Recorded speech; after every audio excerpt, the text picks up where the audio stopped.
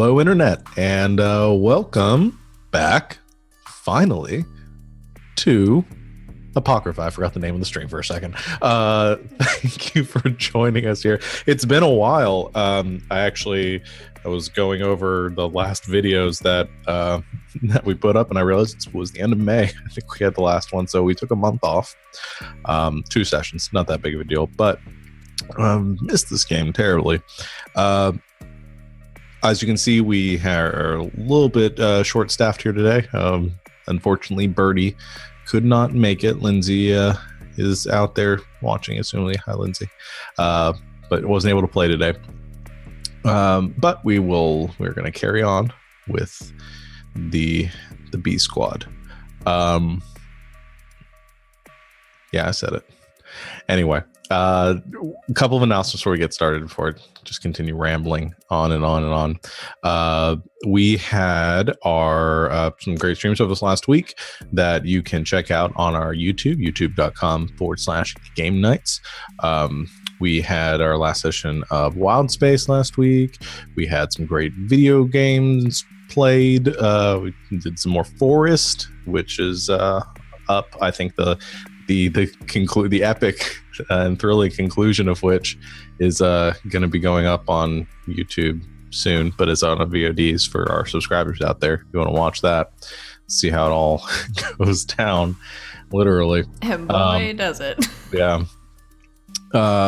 And then we had our last session of Survivors Complex, a conclusion of our most recent arc there on Saturday. That is not up on YouTube yet, but it will be going up later this week. Again, as part of our kind of new programming and rearrangement of things here, subscribers now have access to our VODs exclusively, so you can check those out if you are a subscriber of ours, and we appreciate you. And you can go watch those, not right now, but later after you watch this. And then we will have later this week the continuation of Tidefall, which has also been on a bit of a hiatus, but we will continue on that next leg of that journey. And then Survivors Complex next Saturday. I think that's about it. Like I said, we have done some new things for subscribers. You now have access to our VODs exclusively, as well as additional XP earnings in the chat. And we have also, to those of you out there that aren't subscribers, we have opened up our Discord to the general public. You can get a link to that on the bottom of our Twitch page here. Just scroll down, click on the banner. It says Discord on it, and it'll whisk you away to the magical land of the game table. The game table, sorry, as we are calling it. And you can join in all the fun there. It takes about 10 minutes for you can actually comment on anything or interact, but take that time to read the rules of the channel and familiarize yourself with that, and get caught up on all the other things that we've talked about. The epic backlog that you can read through. And yeah, that's about it. There are some channels there that are subs only too, in case you are interested in getting access to those. But yeah, that's about it. So we're a bit early today, but I think we'll go ahead and get started. Who remembers what happened last time? Just kidding. I'm just going to go ahead and do it because I don't remember either. Last time we met, or over the last couple sessions, your ragtag group of survivors out here in wilds of Dakota have been ousted from your home, the train yard, or Solomon's train yard, which was destroyed by Black Dog's gang. You found a new home in a laboratory far to the south that had been discovered through a vision quest that your friend Birdie had gone on. There you had discovered some secrets to your friend Leopold's backstory, and had found a place to regroup and gather yourselves for the oncoming storm. You had then sought to solidify your forces. Tesla made some allies, unlikely allies, out here in the Waste, some raiders that you had formerly beaten. Murdered their leader, yeah. You made some contact, or I think Phoenix made some contact with Longmire. You had some issues with Hecuba, who had attempted to murder Birdie. Let's not forget that. I said that very casually because I didn't have a lead in for it. But yeah, that was a very dramatic moment in the session before. But on the trail of catching Hecuba, Phoenix found himself in Longmire. And was able to track down or convince the Black Dogs gang that was there to try to kind of escort her, get her out of the off Dakota and back to Vakin. You were able to steal her away through the use of your clever coolness, and had made your way to Ford's farm, regrouped with Tesla there, and brought Hecuba back to the lab, or to the new base of operations, which I think is to be named, and had a nice conversation there. Meanwhile, while all this is happening, Leo has been in Black Dog's compound. The cathedral has been infiltrating this headquarters and getting to know some more about Black Dog, who you learned is very much alive, though blind and with a new sort of bionic arm. And speaking of his devotion to the gods and so on and so forth. And yeah, I think that's pretty much it. We left last session as you were decided to let Hecuba go out into the jungles to run away and never be seen again, to spare her fate, and to plan for the upcoming events of your total destruction. Let's go ahead, and before we totally bring it in, I did forget, thank you for reminding me, to highlight stats. So let's go ahead and do that real quick. Leo. I'm tied with everyone who is in the game, but we only have 2 people here, so you two get to pick. Yeah. Go for it.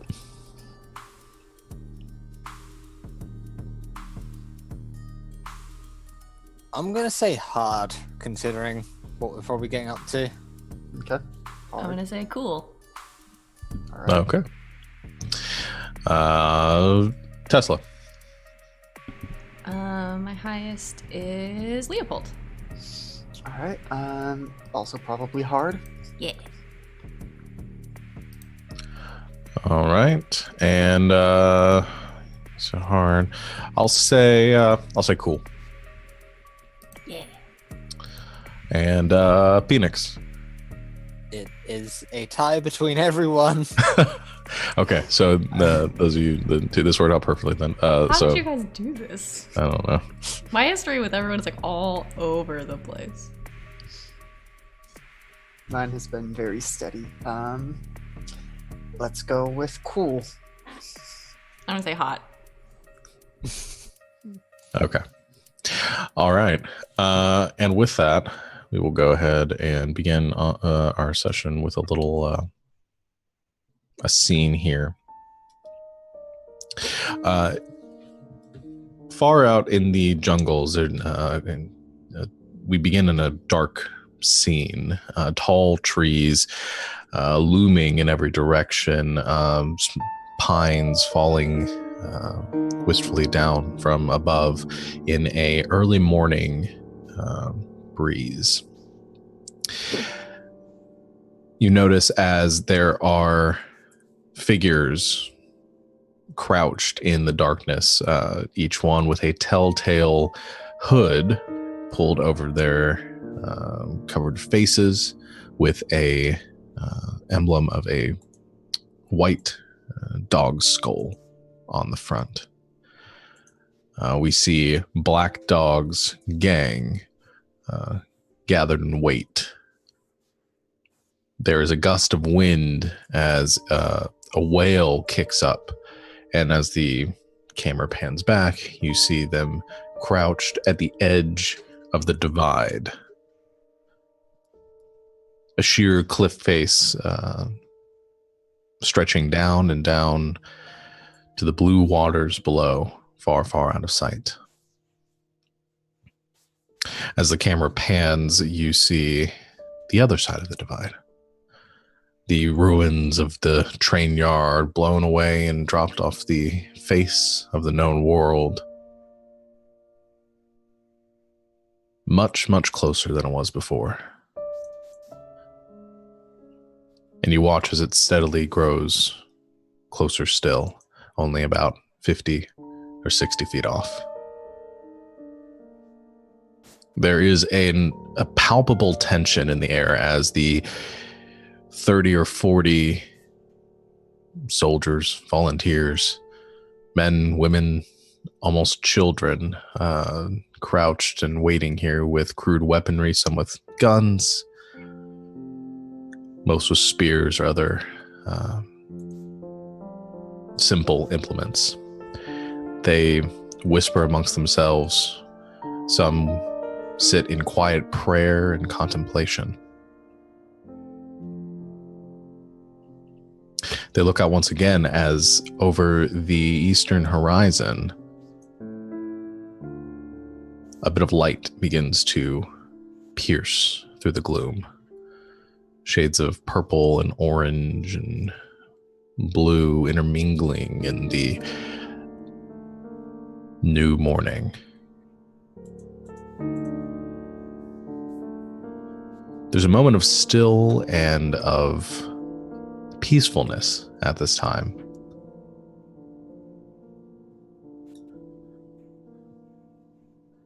Then, a noise. Very quiet at first.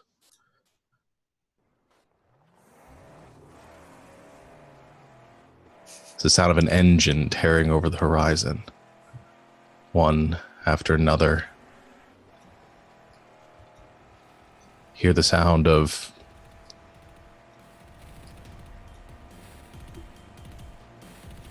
dozens and dozens of armored vehicles roaring and tearing through the fields and the underbrush far in the distance.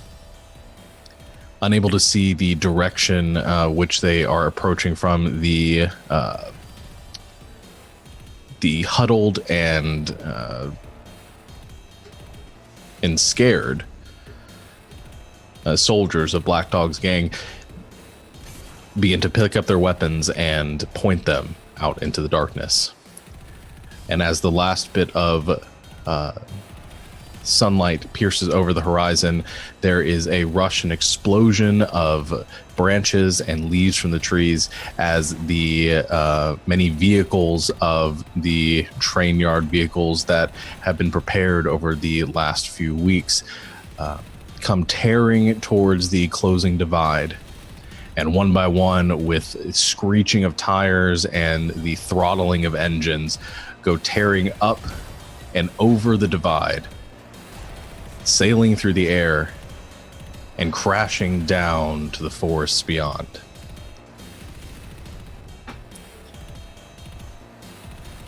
And at that moment, everything goes dark. And we pan back, and as if this was a movie or a TV show, you get the 48 hours earlier across the screen as we look once again on the laboratory that the two of you, Phoenix and Tesla, right now are standing in the interior of. That's what I wanted. Why are you doing this to me? All right. There is a small room in this facility that has been repurposed to a war room. There's a table in the center, a few tables that have been pushed together, and a collection of crudely drawn or hand-drawn maps that are scattered across it. And right now, Cask is leaning over the table, and Phoenix and Tesla, you're both in the room with him. A few other members of the collective are also in the room, members of your new fighting force. And Cask looks up from the table at the two of you and says, "So, what's the plan?"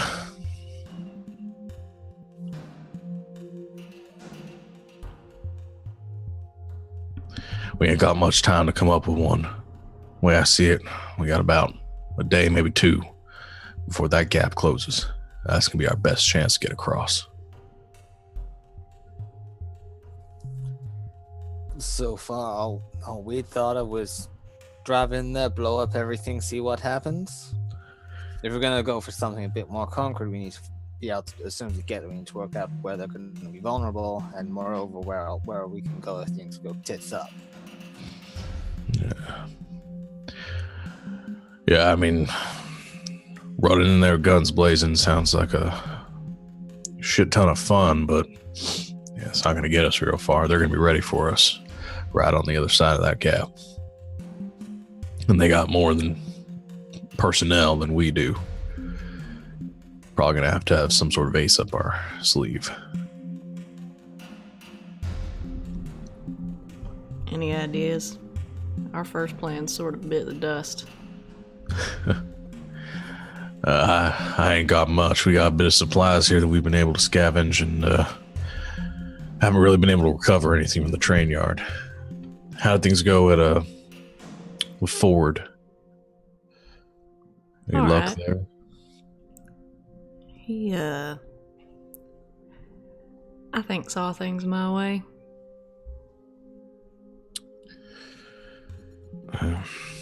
He at least won't trouble us. That's good, I guess. I would have liked to have a little more help, but I suppose fighting has never really been their strong suit, unless you count those beasts that they raise there. You gotta find a way to get him to let us in.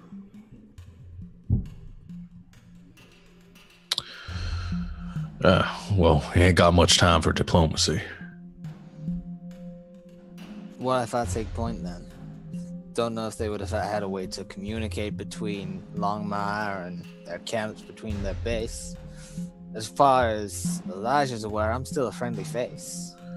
I could probably make it over the jump with Mia tomorrow. You all follow a day behind. I've got time to secure a route in, make it back, guide you the way. That works. Yeah. If you've got a way to take a few bodies with you, maybe we take them from two sides. Soften up that barricade a bit they're going to be setting up for us. Got room for 3 more with me? Kind of looks over to Tesla and says, as much as I like you on the front lines, I feel you hitting them from behind might be best. Yeah. They know me. Yeah, well, But if we can get some people on the inside. maybe they don't have to know it's you. They don't have to know you're there. You got any way to smuggle her in? I've heard stories about you. I imagine you've got to have a few tricks for moving a body or two. A couple of old makeup kits I found. I think I've got a couple of wigs in the trunk. No offense, but you gotta account for more than just my pretty face. I got a lot of equipment that comes as a package deal. We can hide most of it under the back seat. A rifle in the front, not unusual, especially traveling dangerous territory.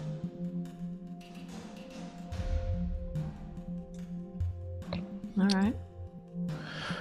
I mean, it's a better plan than anything. Hell, if they don't buy it, I suppose you just shoot your way out as usual. Go with plan B. regroup and try something else. We can be there as a backup. Can't get too close, but in case anything goes wrong. The way I see it, we got enough force here at this point between the bikers and your new Rough Riders or whatever you're calling them.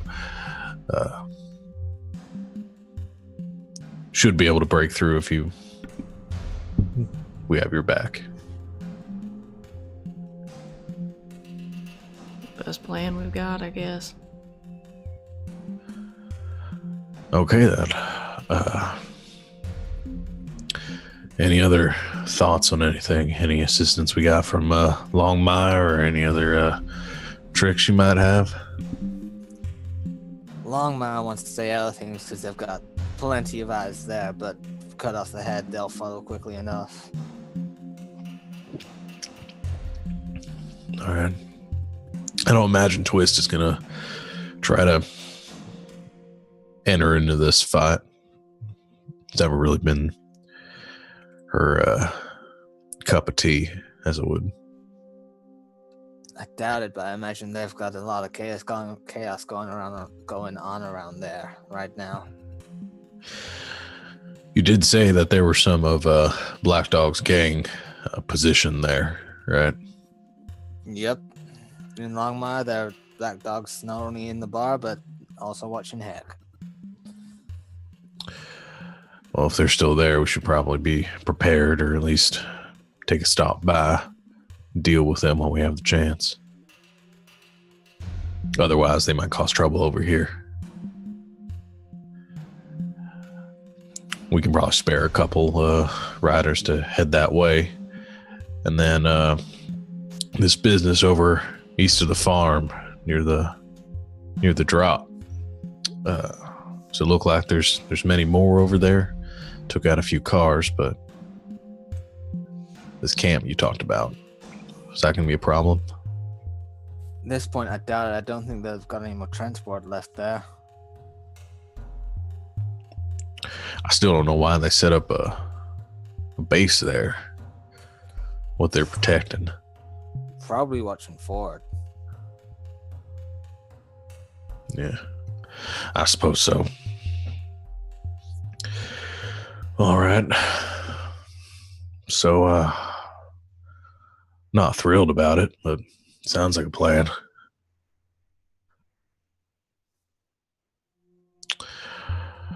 So I guess you'll, you head out tomorrow then.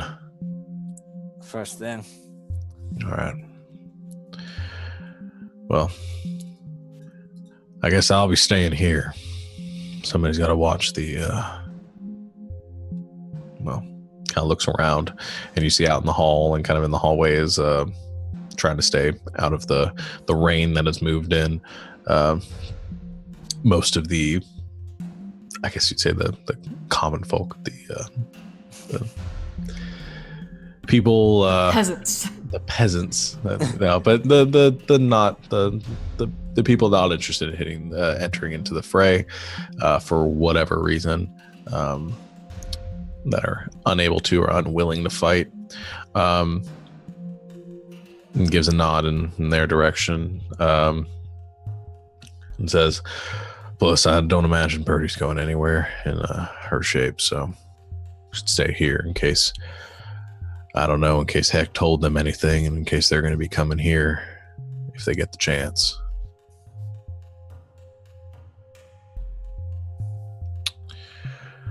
All right, then we'll get ourselves prepared. And he leans back from the table and heads over to some of the other lieutenants and leaders of this fighting force you guys have, and begins to work with them. Anything the two of you want to do?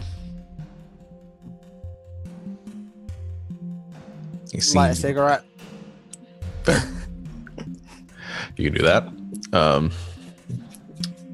I'd say probably you go to light one inside, and And Birdie kind of yells from down the hall and says, not in here. How does she know? Every time. I gotta go do some quick engineering work, though. I guess I'll get my stuff and get ready. I don't know. I'm not usually part of the planning stage.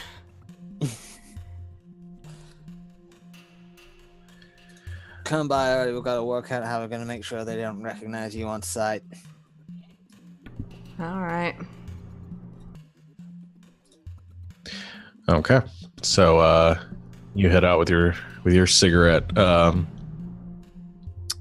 Phoenix, and in the kind of walking through the rain, you make your way over to where your cars, your babies are parked, and begin to work on that one. Which car are you going to take?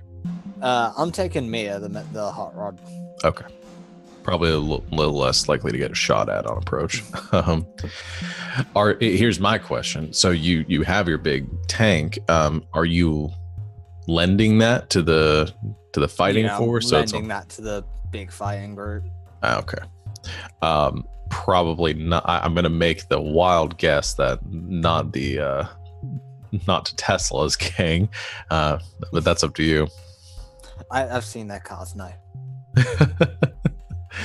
Okay, so we'll make the assumption. I mean, there are some survivors and fighters from Solomon's gang, and they're probably the ones you trust the most out of this group, because either that or it's Garrett's riders, and they're not going to be any better, I think, on it. Unless they want to stay on their bikes anyway. They probably don't even know how to drive a car.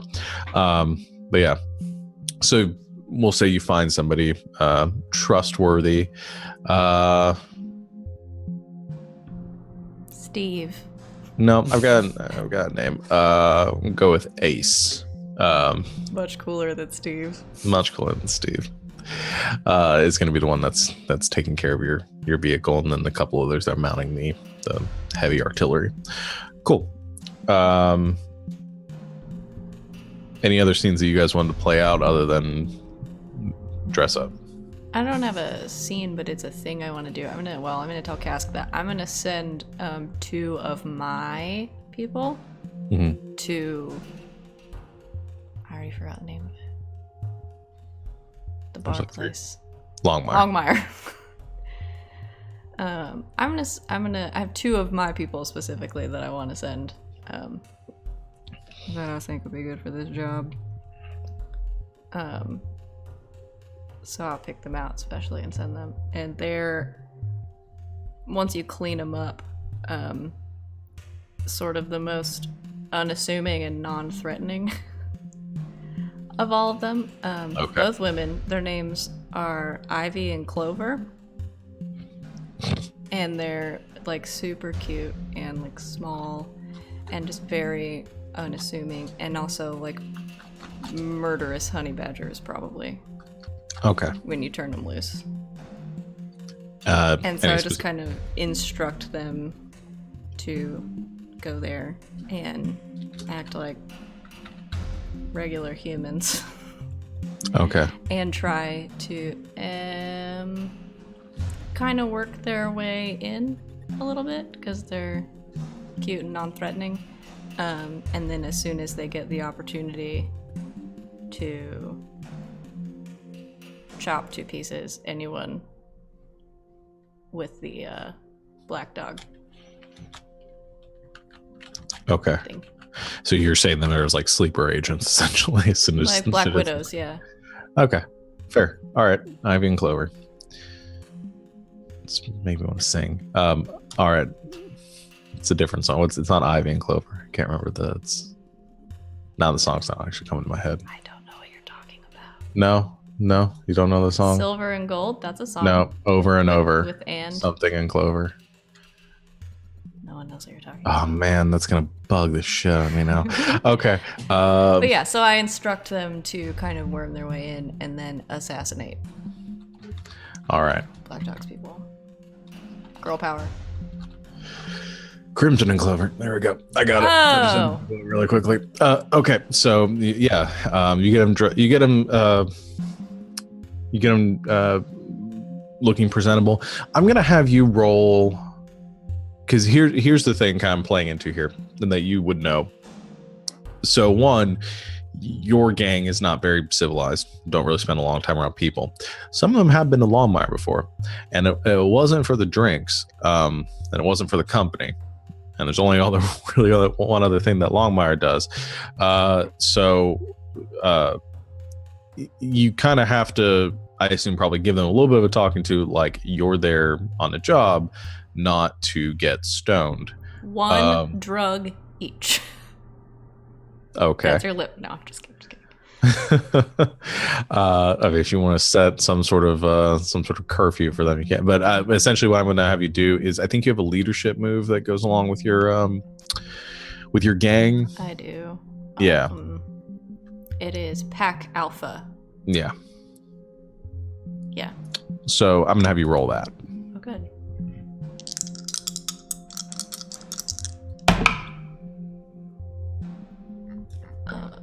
That's not very good.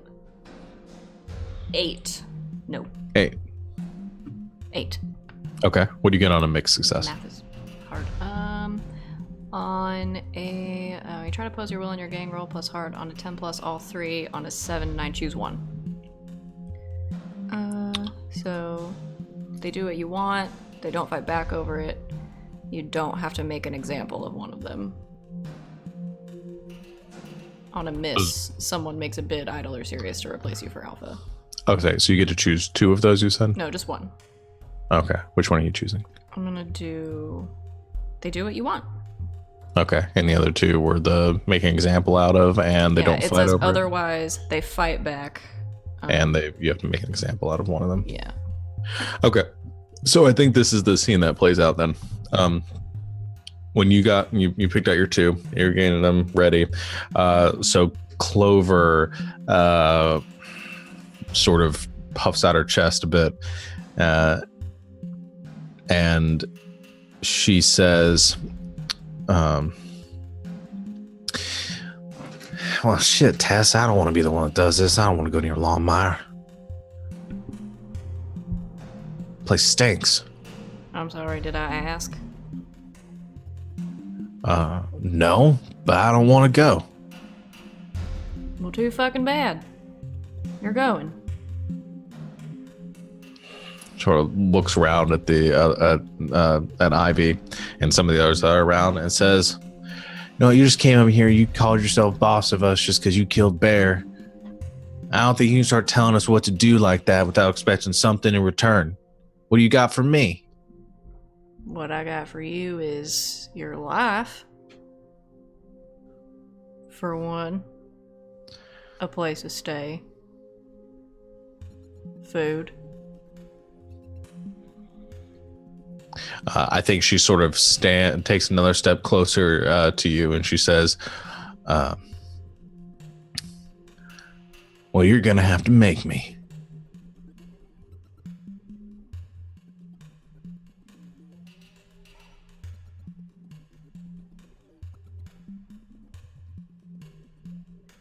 All right. I'm gonna grab her by the hand and take out my shotgun, quick draw, and put it against her arm, like right here. Mm. You can go with one hand or 2.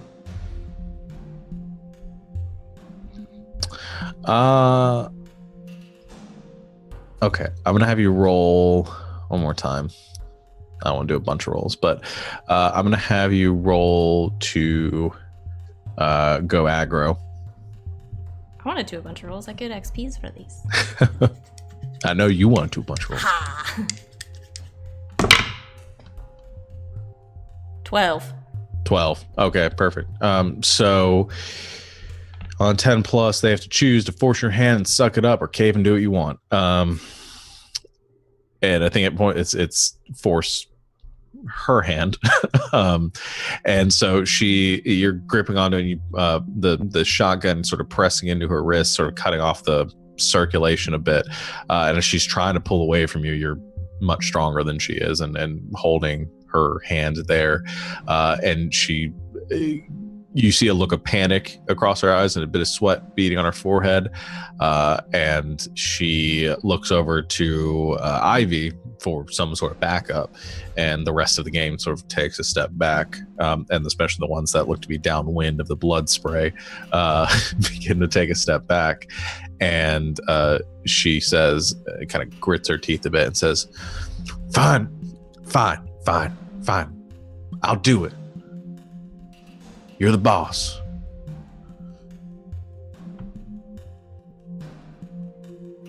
All right. I like you. And I picked you for this because I think you'd be good at it. But you'd also be really good at mopping up shit in the infirmary, so. Take your pick. She just nods and looks down at her feet. That's what I thought. All right. Anybody else? They all shake their heads and go about their business. That's what I thought. So the Ivy and Clover are sent then. All right, cool. So before we continue on with that, let's take a trip over yonder. Change the music a bit. Let's go out to this one because I like this one. Far across the divide and the endless abyss below, we trail across to Vakin as the tower of the cathedral pierces up through the clearing that it rests in the center of. We see the people of Black Dog's compound within the inner walls, a semicircle that surrounds it. Very frantically, or not, I wouldn't say frantically, but very hurriedly making their way around their daily chores. And there's a lot of commotion amongst the people of Vakin.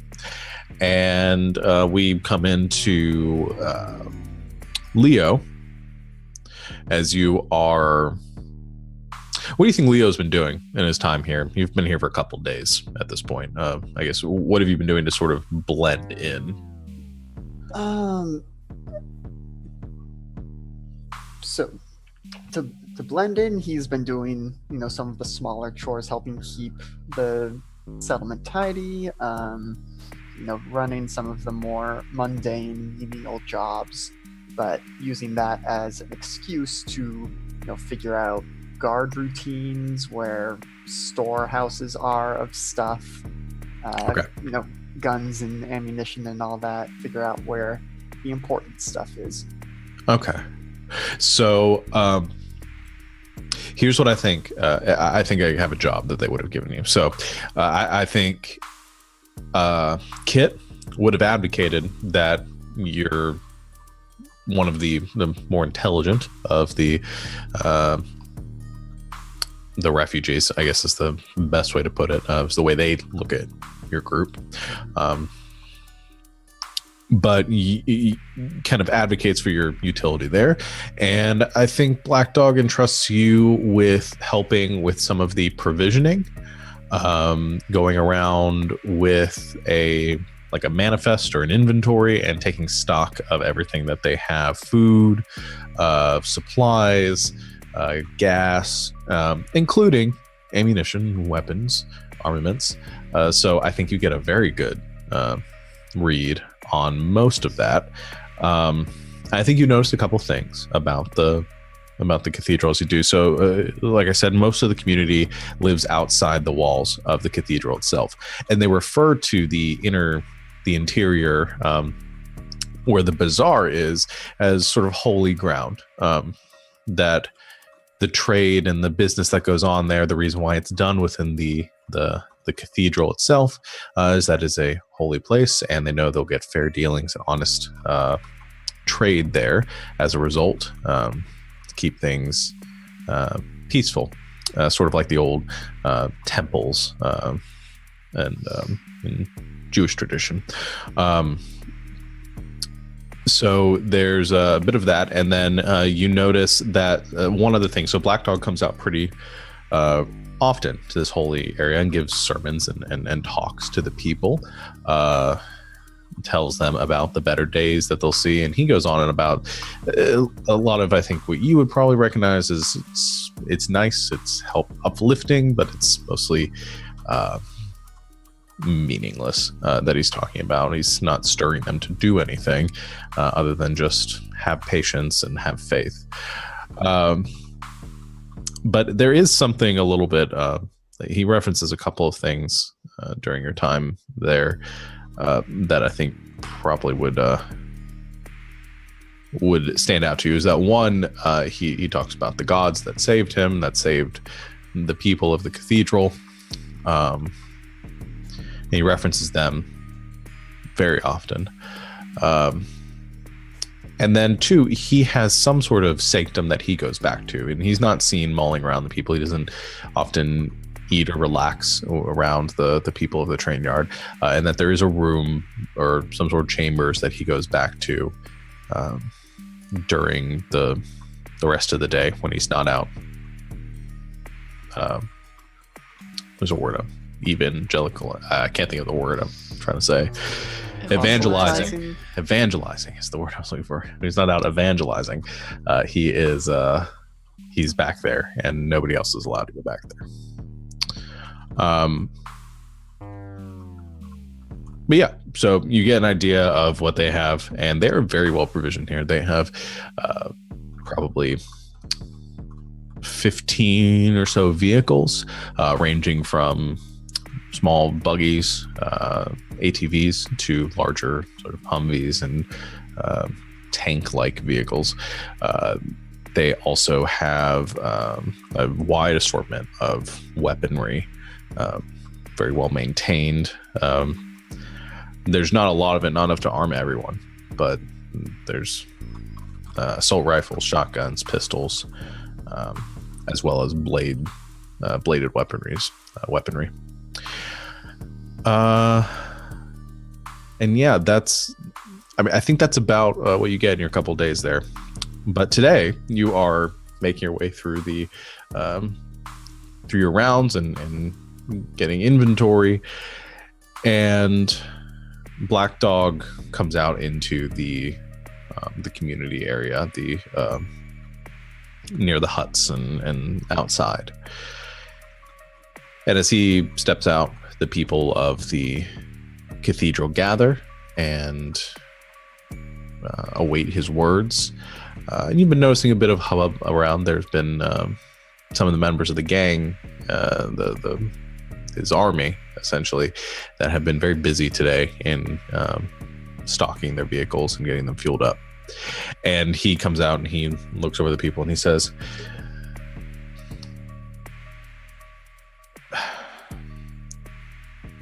"My brothers and sisters."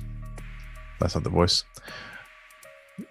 I realized last time I did it that he had like a British accent, and then I can't remember what it was now. I'm just going to go with what I did last time. Just go neutral. "My brothers and sisters, dark times are before us.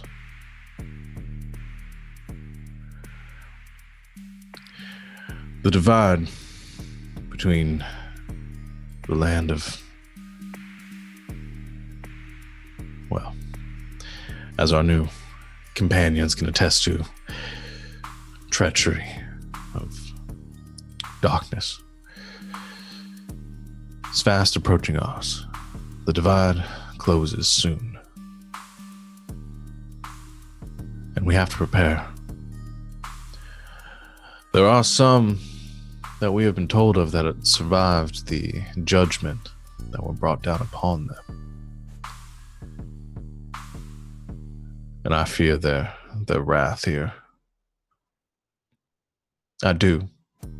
Not because I don't believe in the gods that look over us, but because I fear that corruption spreading across this holy land that we have found. So I ask all of you, including the newcomers, the ones that have found the light and forgiveness here, I ask if any of you wish to, are willing to shed blood to protect this land. And as he goes around, he looks to the people and gives them meaningful sort of eye contact and assertive presence. And as he's looking around the gathering, a few people begin to step forward, and one of them, one of the people of the community, a younger man, probably just on the cusp of 15, steps forward and says, "I'll do it."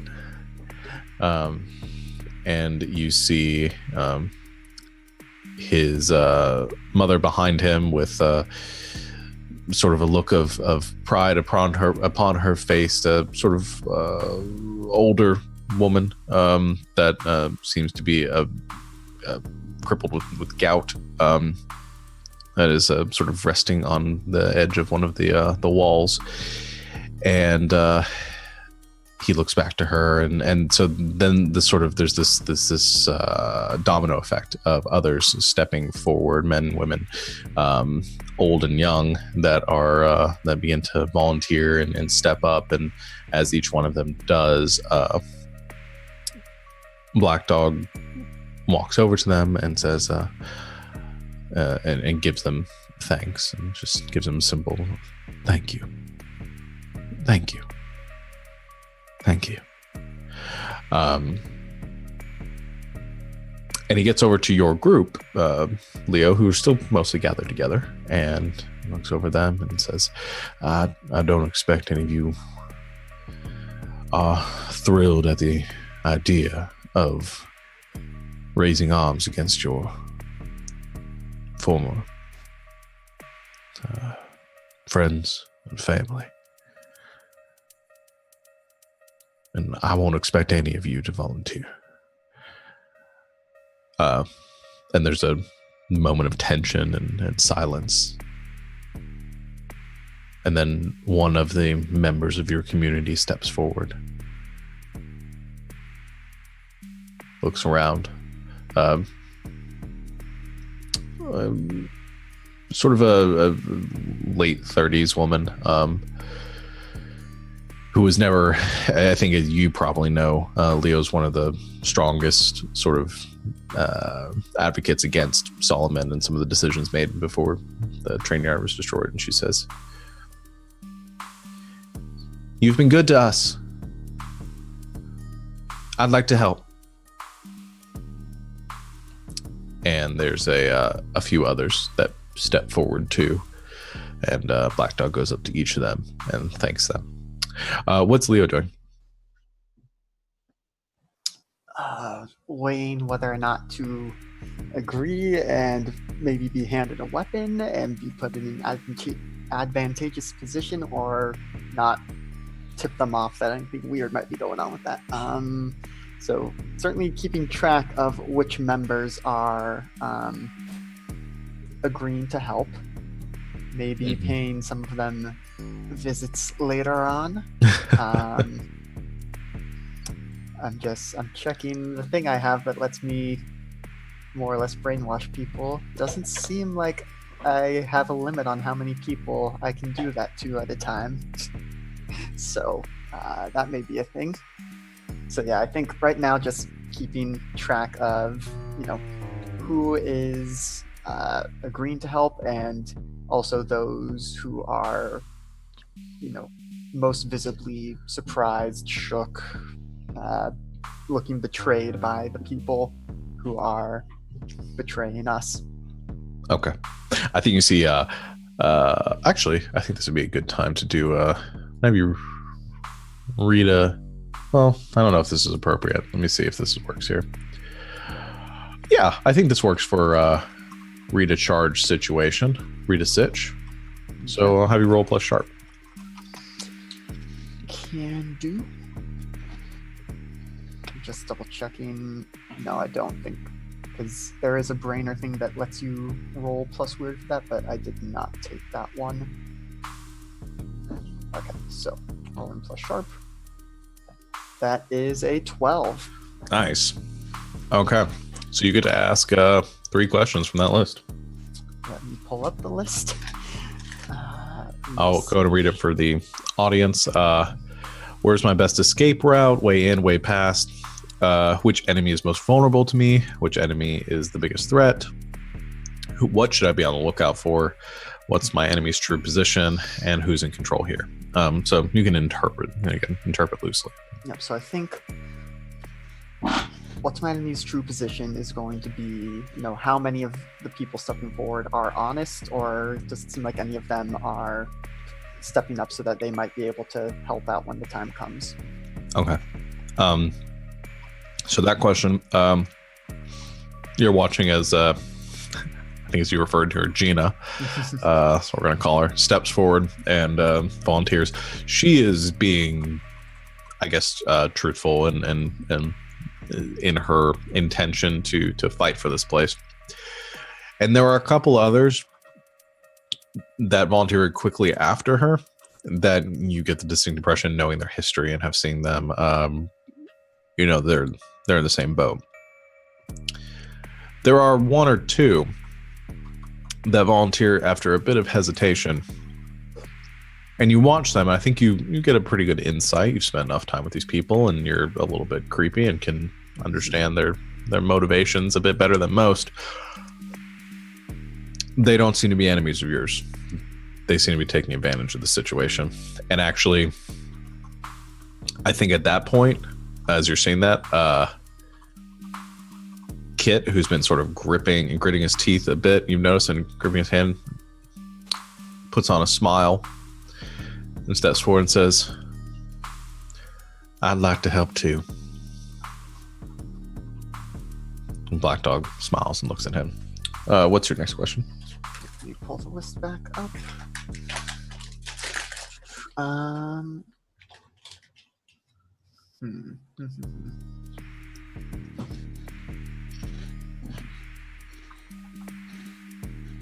I think what's my best way in, to see whether or not, with the way things are going with this, if it would make the most sense for Leopold to also volunteer, or if he should, not volunteer and have the guns on hand so he can go around and do sneaky things. Yeah, I think this is sort of a mixed result. I think there are advantages to both that you're seeing. I think you're kind of playing them out here. It sort of depends on what's Leo's goal. Because if his goal is to get to Black Dog, his best way in is probably not to go with the group. Because the way you're saying, they're going to be leaving soon. And then you're going to be fighting your way back into here. That seems to be probably the best way in if you're looking at from that side. If it's just to get a gun, then obviously volunteering would help. Yeah. Okay, but so yeah, I think getting to Black Dog is the plan. So not going to volunteer. And then the last question. I think, what should I be on the lookout for? Which I'm not sure how I want to refine that. I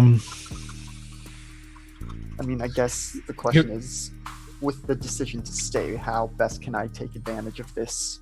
Yeah, I can. Yeah, so I think it might not be entirely what you're angling at, but I think I can come up with something that actually works well for that. So I think you're watching the situation play out and the people volunteering, and a few minutes pass of kind of observing this. Kit and the rest of them are going to be outfitted and are taken over to some of the provisions and given weapons. And I think you're kind of there and participating in that part because you've been helping the inventory. and those people that are volunteering are they're going to not be given the best weapons, but they're be giving knives and other small implements. And you watch as they're being taken out of the cathedral. And I think what you notice is you're be on the lookout for, as far as that concerns, or is concerned, is that they aren't leaving a huge fighting force here at the cathedral. And I'd say that's probably a bit suspicious to you. They're not really talking much out in the open about what the battle plan is. You gather that those stats probably already been done in secret. Mm-hmm. But a large majority of the gang, other than like the top officers, are all gearing up to go. And I would say that probably seems a bit strange to you. Okay.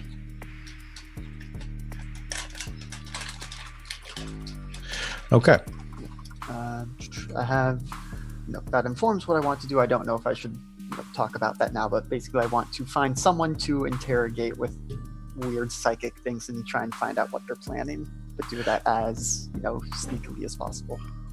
All right. Yeah, let's go ahead and do that before we do the next part. Okay. So let's push that. So I'm assuming not like right now, but maybe when it gets dark. Mm-hmm. Okay. So a few hours pass. I think before they leave, Kit kind of comes up to you and is walking beside you and gives you a look and says,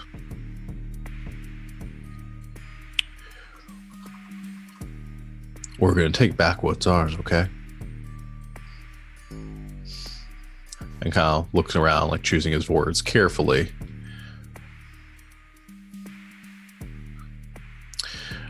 "I'm glad you're staying here." I will hold things down here for us. All right. Time to go then. And he heads off with the rest of the group as the doors of the cathedral swing open, or the gates of the cathedral swing open, then close behind them. Most of the fighting force has left. Okay, so so that has happened. It's dark, quiet. People are beginning to rest. There are a few guards that are patrolling still, the ones that remain. Probably, I'd say a dozen or so still at the cathedral. What would you like to do, or what's your plan of approach? Okay. So I was thinking, my first thought was find someone who would be in the know, figure out what's actually going on. Why are they leaving so few people? Is it going to be like, do I need to turn this into an evacuation for the other train yard survivors? Which I think I still want to do, but if there are only 12 guards, I also want to see how many of them I can assassinate without being discovered. Okay. So as far as finding someone to interrogate, most of the guards are on patrol, are out and about, and in places where it would be easy to see. So I guess you have a couple of options. I guess you looking for one that maybe is off duty, someone that's in like a dark corner and somewhere that you can ambush them, or how is Leopold going to actually overpower somebody and get in the position where he can use this? I think at this point, probably ambush mode. Maybe try and catch one while they're going off to the restroom. Okay. Stepping away from their post for a minute, catch them with their pants down, literally. All right. So here's the way I think this is going to work. I think this is going to be a do something under fire. You are quite literally, you're avoiding detection. The fire here is getting caught. Mm-hmm. So go ahead and roll plus cool. All right. That's a 7 for a partial success. Okay. So I think you see a guard that is wandering their way kind of towards the corner area. So they've got this semicircle of the perimeter of the wall, and then the square or the rectangular structure of the cathedral, and over towards like the corners. There are a few gaps in the wall, and places that are used as sort of, or not gaps in the wall, but areas that are used as sort of outhouses that run under the perimeter. And you see one of the guards is heading that way.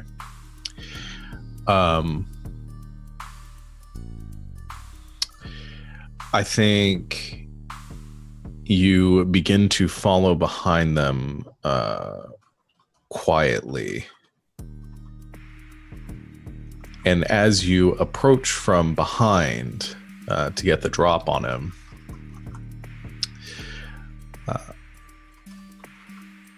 I'm trying to decide the move I want to make here. I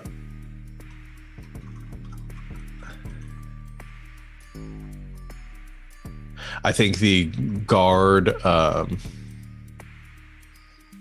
No, here's what I'm going to do. So I think you approach. What is the nature of your ability? You just have to touch him, or what is? How are you? Yeah, because I have the Violator glove. I just need to get close enough to them, and then I can. Which one is this? Okay, the deep brain scan. So if I get close enough to them, I can roll weird and then ask them some questions. Yeah, most of my stuff is touch. I have a couple at range things, but the interrogating is touch. Okay. So I think this is what you see. You're walking over to, and you are within striking distance. They haven't noticed you, but what you do notice is there is some noise coming from the opening of the cathedral, where you see light spilling out into the courtyard, and you hear a bit of conversation of somebody approaching. They're probably not right there. It's probably going to take them a few seconds to get there, but there is if you proceed with this at this moment, there's definitely a chance that somebody might catch you. Yeah. Then again, this might be your only opportunity. Yeah. So I think what I'm going to try to do to pull this off is, though first of all, and I think I would know this from my role as a provisioner, is there alcohol in this holy place? Do people get drunk here? Yeah, they have alcohol. Okay. So I'm going to effect a drunken stagger and kind of stumble in looking for the latrine, not realizing it's already occupado, and clap him on the shoulder somewhere with the hand so that I can read his brain. Okay, so go to make the roll for that, because I think you stagger into him and slap your hand down the back of his neck. Mm-hmm. And as he flinches and kind of begins to recoil towards you. And I rolled a 6, which is a miss. Okay, and what happens on a miss? Let's see, yeah. On a miss, you inflict 1 harm, armor piercing upon your subject to no benefit. Okay. And that's the only Yeah, I don't get to ask any of the questions, get any answers. Okay. So here's what happens. You stagger and you place your hand on the back of his neck, and like an electric shock, essentially, there's this feedback loop that engages at that moment, and there's this screeching that in your mind, it doesn't do you any harm, but you feel it happen. You know what's about to happen, and you see this the man that you touched there kind of cry out in pain at the moment, gripping the sides of his head, and falls to his knees in sort of the muck there at the corner. And as he is gripping the sides of his head, you see a bit of blood beginning to pull out of one ear. And he's on the verge of passing out. Again, 1 harm to an NPC is a significant amount. But you hear from the entrance of the cathedral, one of that conversation comes to a stop, and you hear footsteps very quickly making their way out as Elijah comes out of the cathedral and turns and sees you and this person there, and comes running up and says, "What happened here?" Oh, what fortuitous timing. I don't know. This man was relieving himself and suddenly he collapsed, and I was just about to go looking for someone to help. Thank goodness you are here. He kind of pushes past you a bit and sees the man before you and says, it kind of gets down to his level, puts a hand on his shoulder and says, what happened? God, what the hell is going on? So is it just Elijah, or was there someone else coming over? You don't see whoever he was talking to that have made their way out yet. It's just Elijah right now. Okay. I think I'm gonna try and read Elijah's brain. Things may be about to kick off very poorly over here. Okay. Yeah. Go ahead and roll then. Or actually, rather than read his brain, I'm gonna try and do the in-brain puppet strings, which is also just a touch thing, but this is the thing where I can try and get him to do a command. Okay. So go ahead and roll for that then. Yep. So that's a partial success. So when you have time and physical intimacy, which because of the glove, you can plant a command inside their mind. Roll is weird. On a 10+, hold 3. On a 7 to 9, hold 1. At your will, no matter the circumstances, you can spend your hold 1 for 1 to either inflict 1 harm, armor piercing, or they take -1 right now. If they fulfill your command, that counts for all your remaining hold. So on a miss, you inflict 1 harm to no benefit. So essentially, you're giving him some sort of command, and at any point you can inflict harm if they don't do what you're trying to get them to do. Yeah. Either inflict harm or they take a -1, which I guess is more for person-to-person stuff or player-to-player. So it's not so much as he's being completely controlled as he's being compelled to do something. If he resists, he's going to take damage. Yes. Okay. And no, go ahead. Okay, so I think I would have a sense that, it's only a partial success, so I'm not going to try and do anything too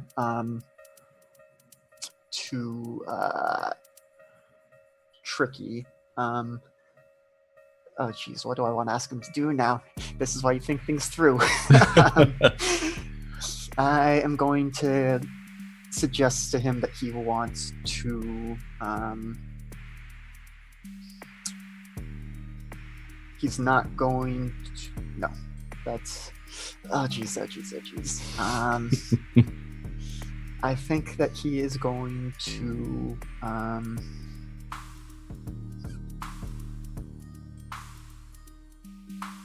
I think I'm just gonna have him, tell me why there are no people hanging around, why so many left. Okay. So you place your hand on him now. I see. Sort of leaning down and like, what's going on here? Okay. So he stands up and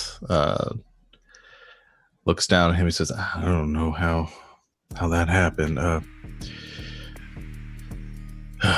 What?" He kind of looks to you, and again, it's like not total control, but he's looking a little bit phased a bit. He says, what are you doing out here?" I was looking for someone to, someone in the know who could let me know why so many of the guards have left. If there are people coming here, I know you sent the force to meet them, but knowing what's coming for us, I fear for why there are so few defenses left, and I was just hoping someone could assuage my fears. Says, "Oh, well, no one else knows." No, he sounds more like McConaughey. So no one else knows this, but I suppose you've been nice enough. We got reinforcements coming.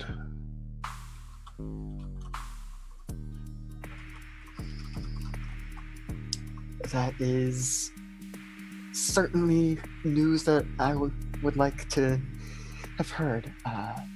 Can you tell me anything more about them? When they're coming? How many? I don't know any more than that. That's you'd have to ask Black Dog himself. Do you think you would be willing to share that information? Guess it depends. He says, I guess you can ask him yourself. And you hear the sound of footsteps coming up from behind you. And a voice says, "What's going on here?"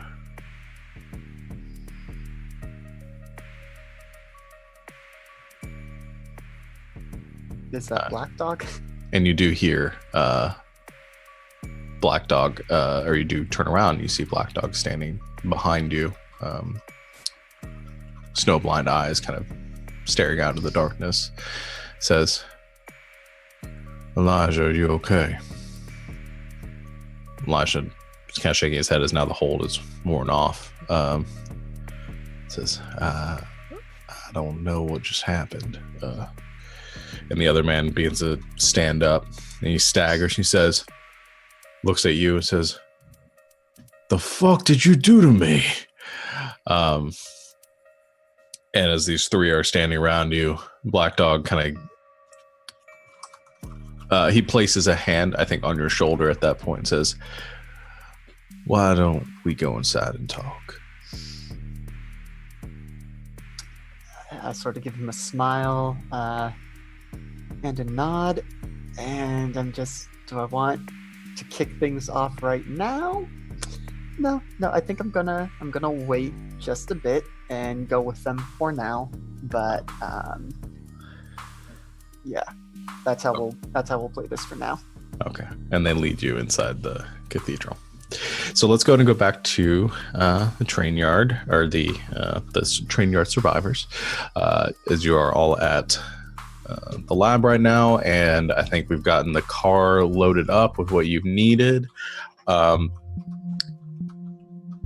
There's everyone else is preparing for their business, but okay, so I want to hear a little bit about this. We won't have to make a scene out of it, but I want to hear a little bit about this disguise for Tesla and what Phoenix has in store.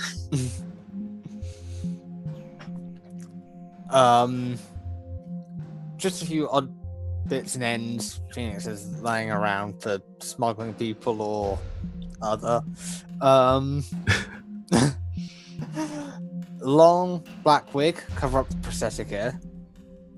Okay.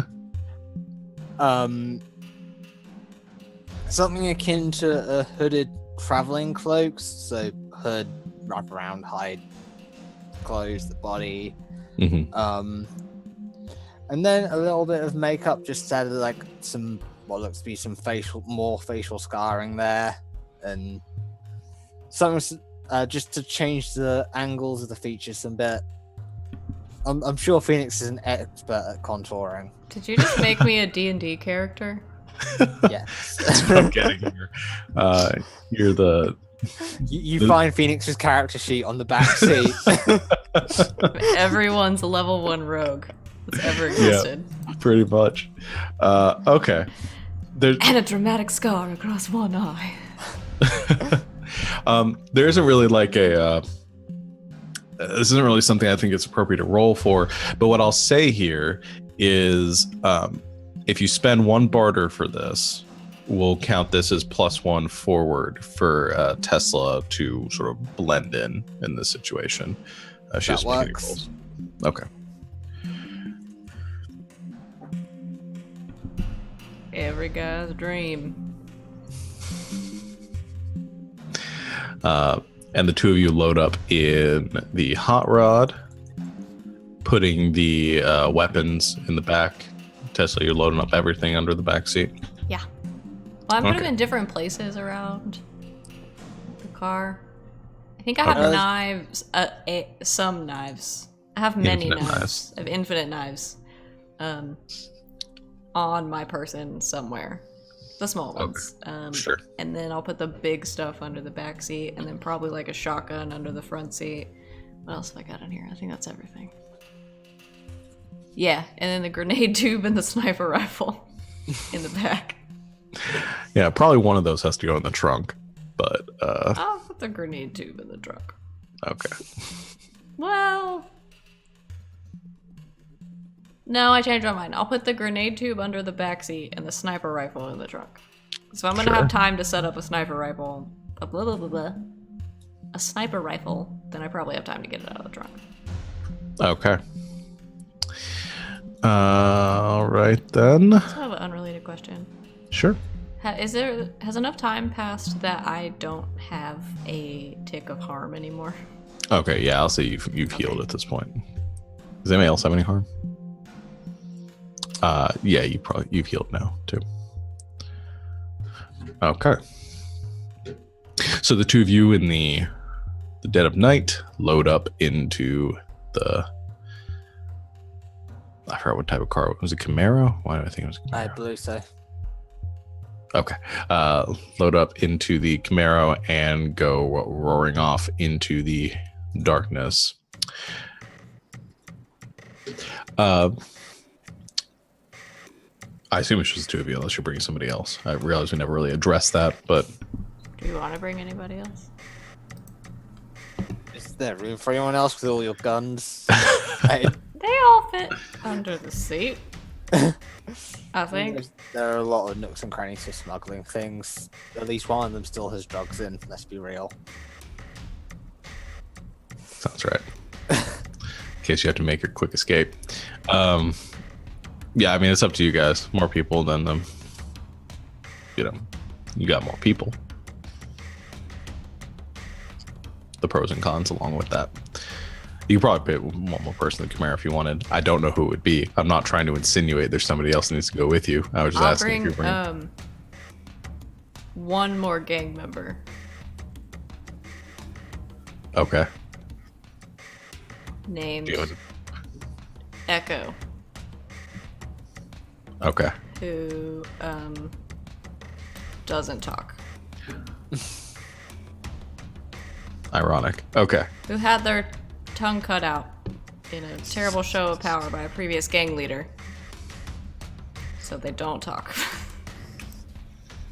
All right. Everybody's level 1 barbarian.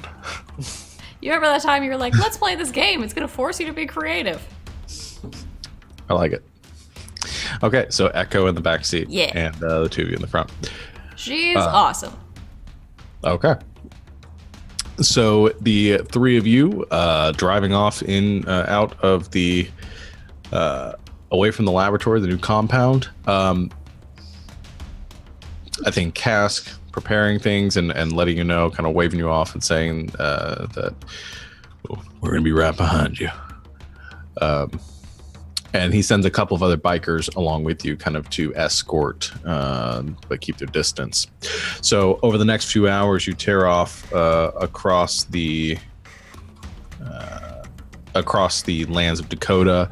Over the few hours, eventually, darkness gives way to quasi-dawn. Yes. Like 3 hours in, I get bored. Okay. And I started talking to Phoenix about like, should I have a fake name? You can make one up. Yeah, making one up's a good idea. Anything spring to mind?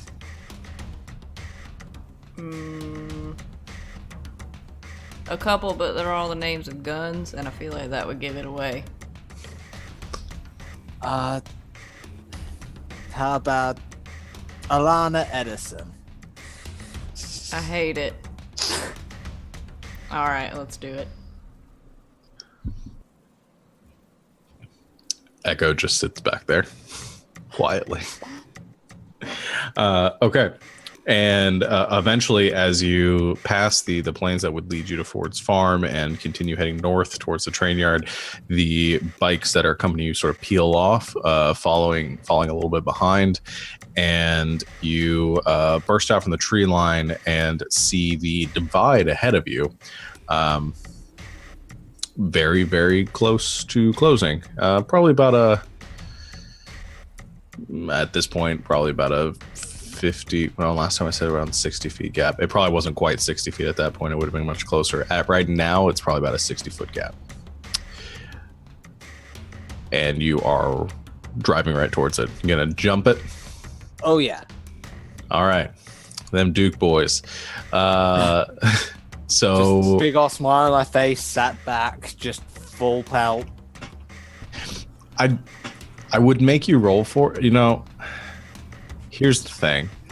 Whee! I'm not going to make you roll for necessarily success right now, but just really to see how cool it is, because I don't, you're not going to fail, because that would be a really anticlimactic way to end this campaign. The car Just drove off the cliff, and the rest of it's just Leo for the next 15 minutes. Okay. Yeah, let's go ahead and just roll cool. I just want to see. We'll just interpret it. It's not really how the system works, but it's the way I'm making it work. 10. That's exactly what I wanted. You would have died if you had fallen. Now the tension is there. You go... you go tearing towards the cliff, just south of the remains of the train yard, where the gap is a bit too wide at this point. But there's a little bit of a hillside that leads up to the cliff face, giving you enough of a ramp. You've probably made this jump before in the past, and you probably know just where to hit where the sweet spot is to make it across. And as you hit the edge, Tesla, you've also probably made this jump before, not driving, but as a passenger.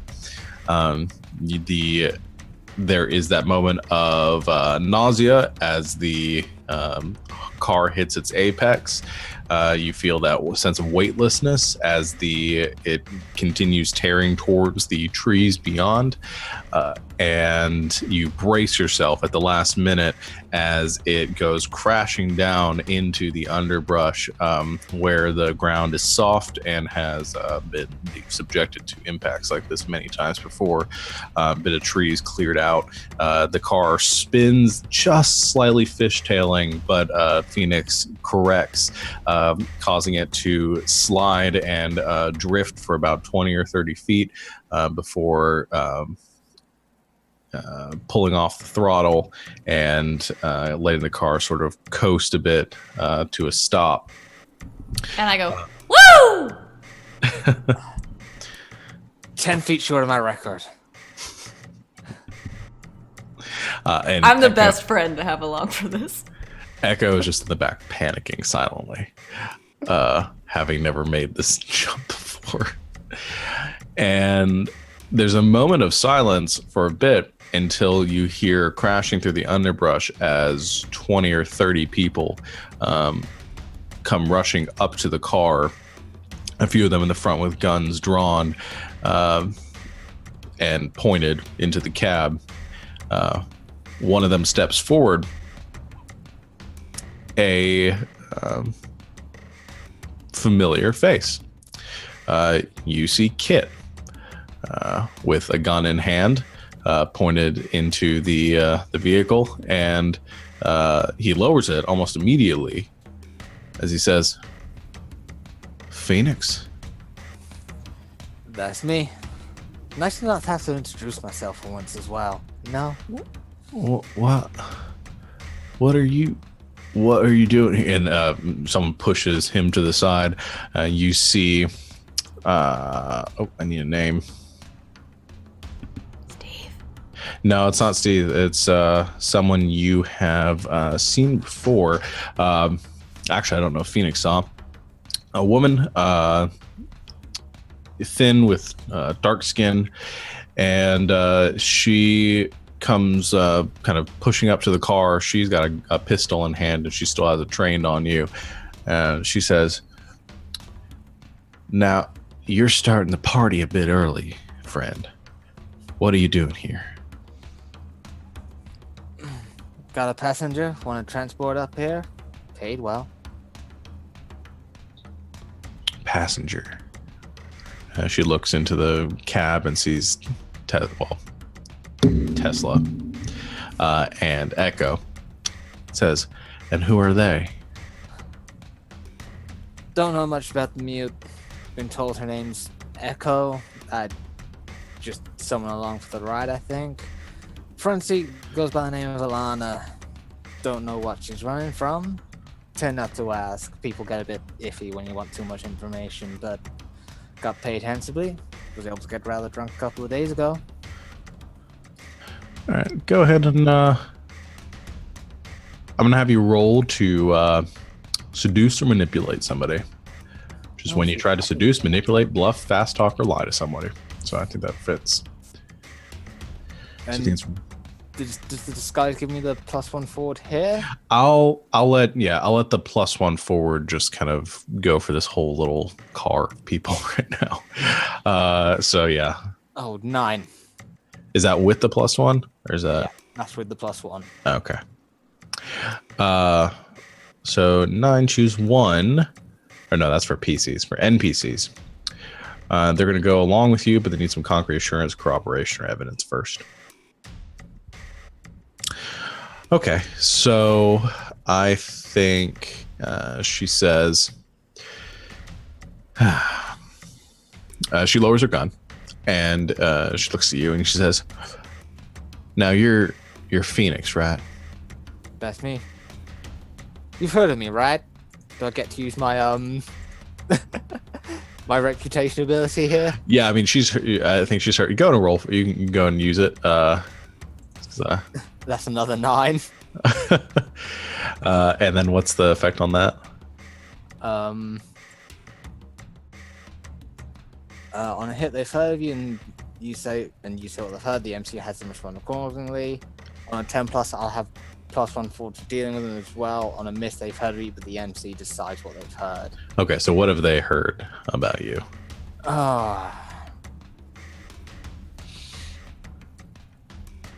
This is always the tough bit of using this, because I've got to think of something that's really good. Going about 6 months back, there was a huge race. I managed to win sort of half the track ahead of everyone else. Okay. So I think she squints her eyes at you. She says, or she looks over the car a bit.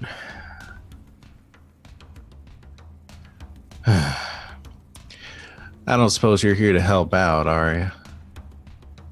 Needing help? Having trouble here? Well, you can see by me and my friends here, we're not just here camping. Fair. I'll offer what I can. Elijah knows. Well, I spoke to Elijah. He knows what I like. Well, Elijah's back at the cathedral right now, but I suppose he'd want to talk to you.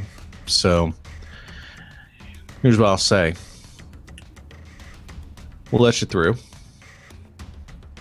I'm going to send a couple with you and make sure you're going to the right place. Well, I'm not going to say I don't trust you, but I know you spent a long time in the train yard. I don't know who these people are that are with you here. We need to make sure that there isn't going to be some funny business going on. So we'll send you with a bit of an escort. Try not to lose them. Always nice to have company on the road. She looks back to the others around her, and they begin to saddle up some ATVs that are going to head back to the cathedral with you. So that is to assume where you're heading right now is to the cathedral, because that is where they're escorting you to, unless you want to try to lose them. Yeah. And we can say you guys are driving right now, and it's the three of you in the car with the other ATVs around you, kind of cutting through the underbrush. So you guys have a second to talk about this if you want. You don't have to make the decision unilaterally. You're now out of earshot of anyone else. So just while in the car, I do lean over to Alana. I'm sure you'll be safe at the cathedral. plenty of people there. Is that where you want to hang out for a while? I think it's the best spot. Well, I'm glad we have friends then. Just smile at Kit. What's her name? Got people mixed up. I'm good at NPCs. The one in the back seat, or the no, the woman who was just talking to me. Oh, so you guys are having this conversation before you leave. Yeah. She has. I don't think she gave you her name yet. But I think as you pause, she says, "Name's Jezebel." Jezebel, I'm glad to have your friend traveling with us on this journey. All right then. Well, 3 of you head along, and tell Elijah that things are all clear out here so far. Get start the car back up, wait until the ATV's ready, and just go along with them. Okay. So the ATVs roar to life around you, and you guys begin cutting through the narrow path towards the cathedral. And let's go ahead and we'll take a break here. Go ahead and do that before we get too deep into anything else, as you guys are now about to reunite. See how this goes. So we'll be right back in about 10 minutes, everyone. Don't go anywhere. Just wait. Welcome back, everyone. We are good to get started. Don't have any announcements. Sorry, I will name NPC Ted before the end of this. I did not see that in chat. Didn't have it up, but I will do so. So let's jump right back in. So where we pick up right now is Phoenix and Tesla. You both come tearing up to a familiar sight as you leave the darkness of the tree line, and can see looming up ahead the marble and gray stone piled walls of the cathedral, a place that, Tesla, you have not been for a very long time. Phoenix, you might have been back here recently. I don't know. Phoenix is all over the place. So, but as you come tearing up to the gates, you slow down upon your approach. There are a couple figures that are positioned at the top of the wall, and your ATV escort kind of encircles around you. The gates open a little bit, not all the way. And they, the guards look down, or one of the guards comes out and says, Can I help you? I'm here to see Elijah, catch up with an old friend. I also got a couple of guests here who are looking for traveling somewhere safe to sit by and wait for a while, and I was hoping you and your gracious group would happily be accommodating. All right. He looks, he's kind of wandered up to beside your car and is now looking in, seeing Tesla and Echo, and says, and these are the two you're talking about that are paid to bring here. All right. Well, I suppose 3 of you can come in. Just park the car over there. I go and park up the car. Just lean over and say, bring the essentials.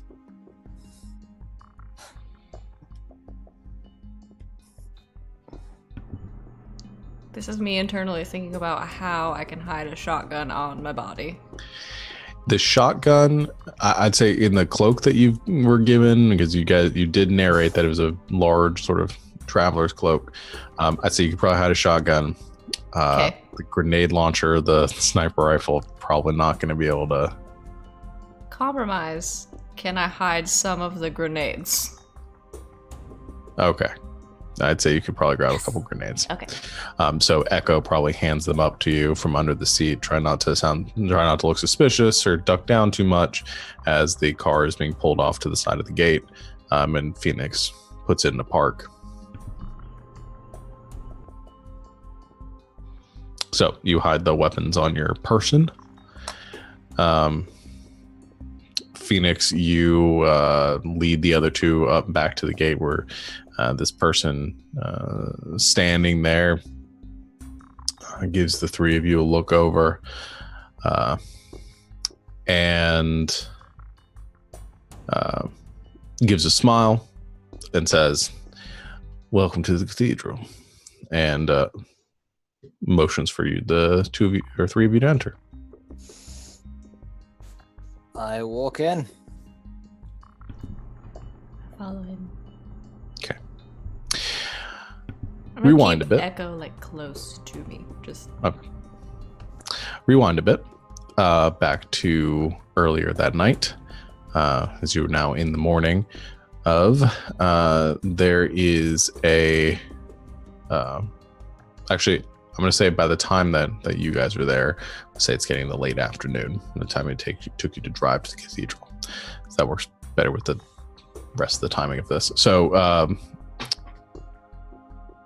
Leopold, you're led into the cathedral by Black Dog and Elijah back into the main sort of bizarre area, this inner sanctum, and Black Dog gives a nod or kind of shoos off the other guy that you had almost brain melted, and Black Dog kind of dismisses him, and Elijah puts a hand on his shoulder, says, "It's all right there, buddy. Now, why don't you go ahead and go get some rest? We'll take care of this and make sure everything's okay." The man looks back and snarls a bit and says,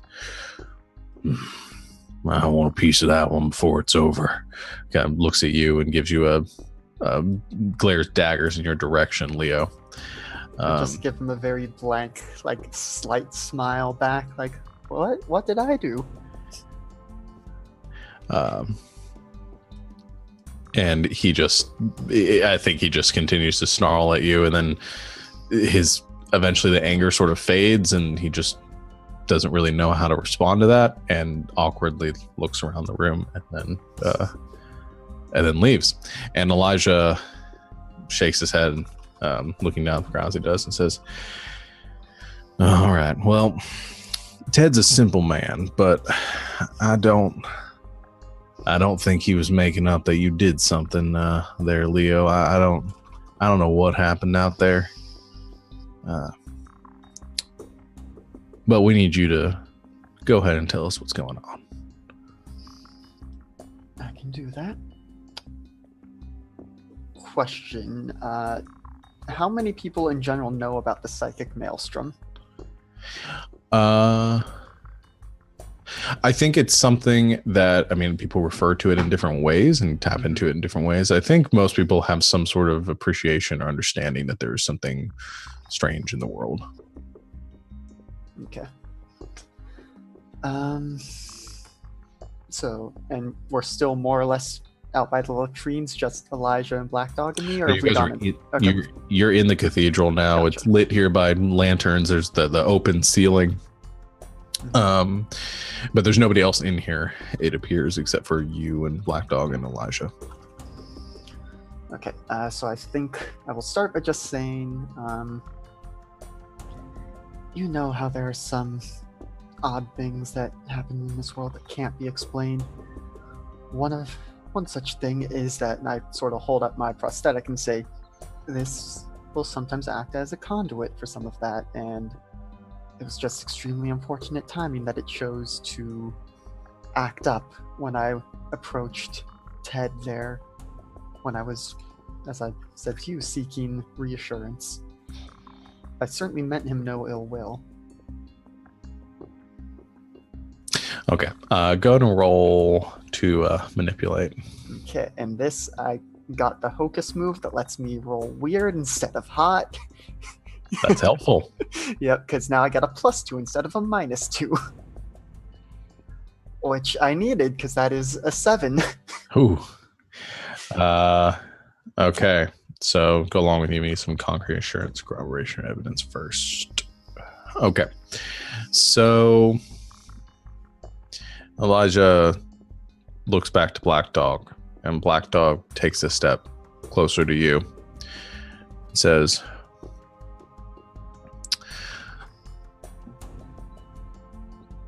so you've been touched by the powers that be too, then? Did I have?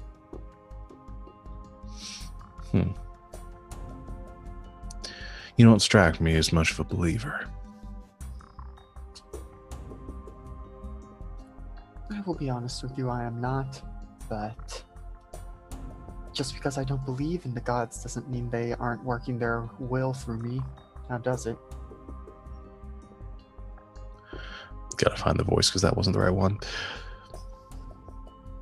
I suppose not. That's better.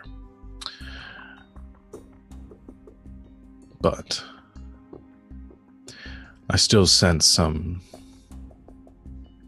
hidden intent within you. So I will give you a chance.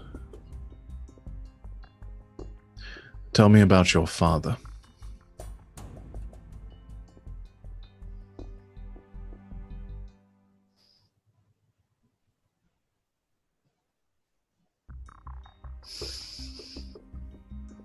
I'm going to not insult your intelligence and assume that you are referring to Solomon. I know that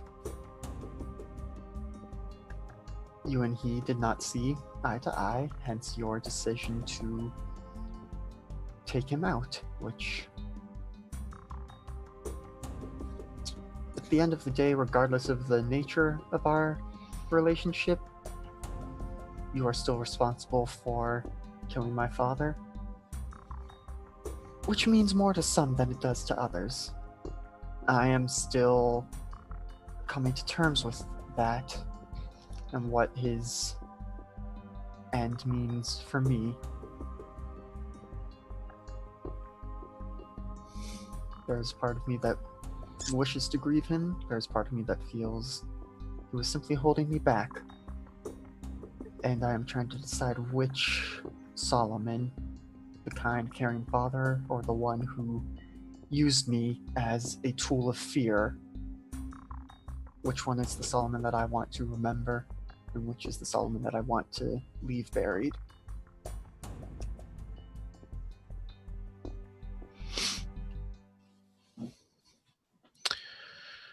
He looks at Elijah.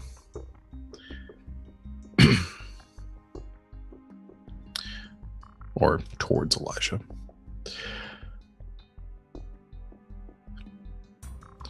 Elijah, leave us for a moment. And Elijah kind of balks for a second and says, I don't know if that's such a good idea, sir.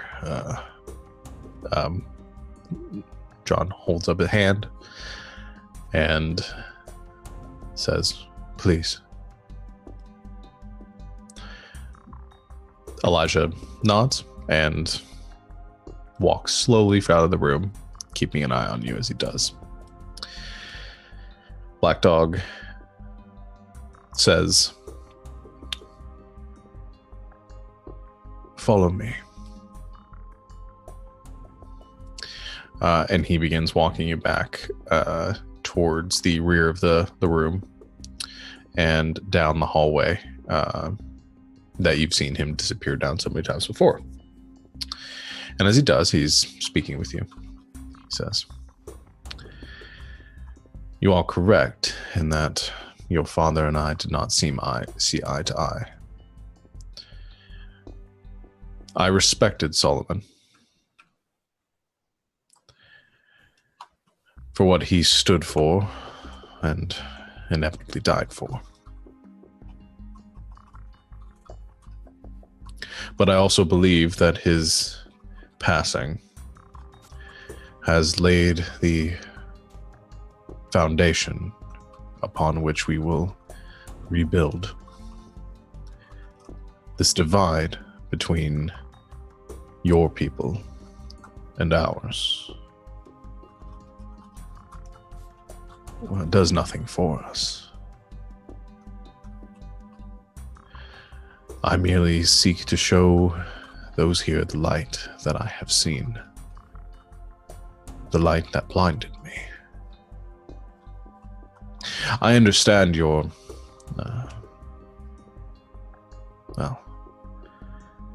the relationship you've had with your father.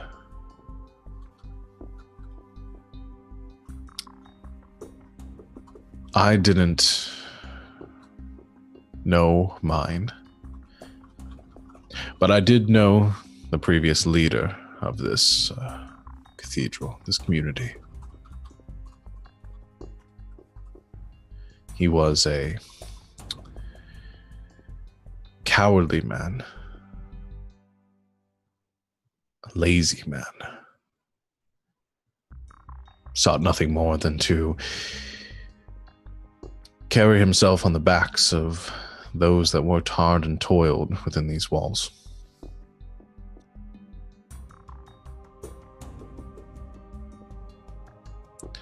And I became the leader of this group, the leader of this community, by showing that I was willing to make the difficult decisions and that I would lead these people to a better future.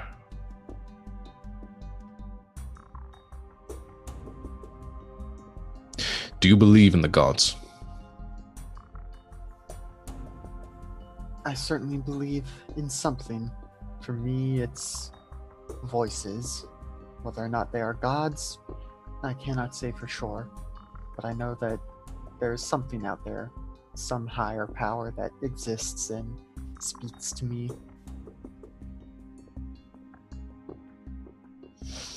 I suppose that's the first step then.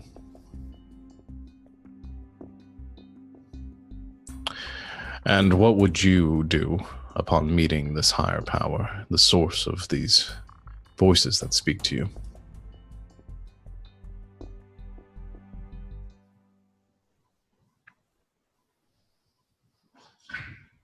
I think I would ask them, why me? Why give me the information they do, let me do the things I can do? Why they let that man do what he did to me? Why all of this? What was the point? Was there a point? Or is it just the chaos of the world? A series of unpredictable, random happenstances coinciding to bring us to this moment?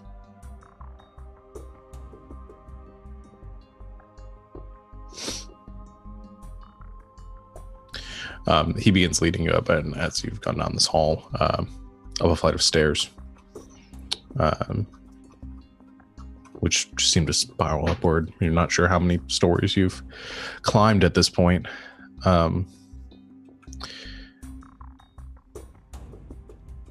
Until eventually you reach looks to be like a trap door in the bottom of it. She pushes open, and you see light come spilling in.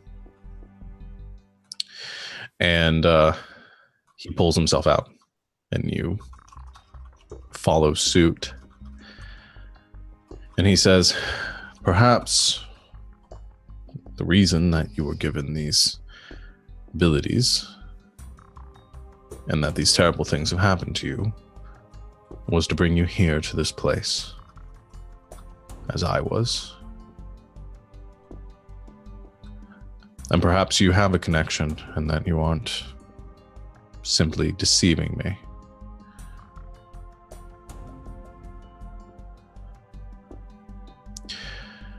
I know that there, and I can feel the murder in your heart towards me.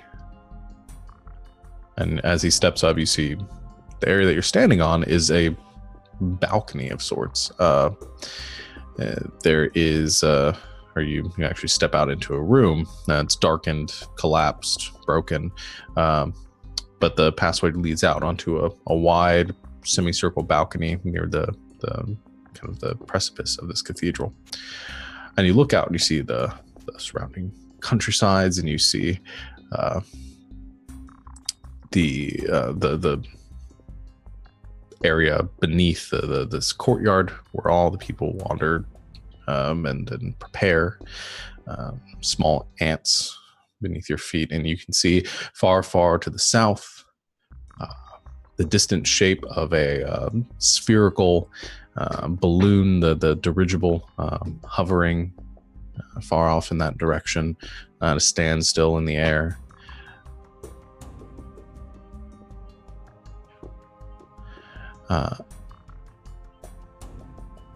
And he says,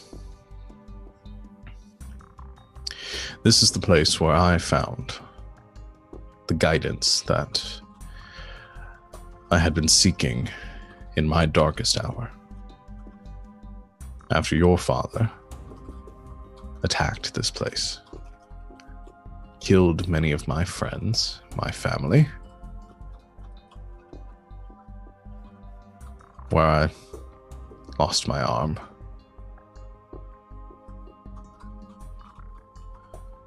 And it was here that I contemplated throwing it all away. I had lost everything.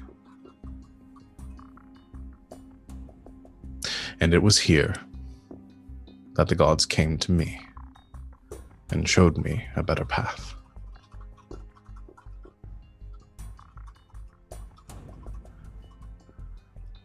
And he turns back towards you and he says, "I know that you wish to kill me, as I would if I was in your position. I gave the order that ended your father's life.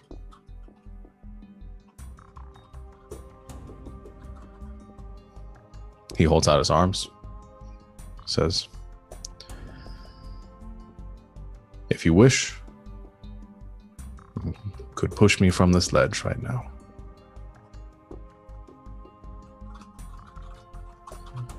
No one is here to stop you. I can't guarantee that you'd make it out of this place alive, but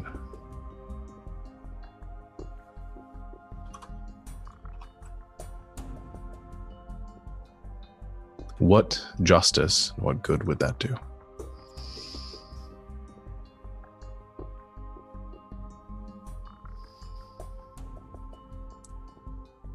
It would certainly make me feel better, that's for sure. But you make me question some things, I will admit. At the very least, it's evident that you care for your people and you strive to take care of them. Yet on the other hand, you do so by wreaking vengeance upon those who you feel have sinned. And I must ask you, as one who views himself as a holy man, what gives you the right to pass judgment? I believe there's one who said that the first one who is without sin casts the first stone. That is something that the voices have told me. Maybe it is, as you say, the gods. I don't know whether I ascribe to that line of thought, but I have the sense that you do. And so let me ask you, can you live with all the things that you have done? Can you take on that sin to lead your people?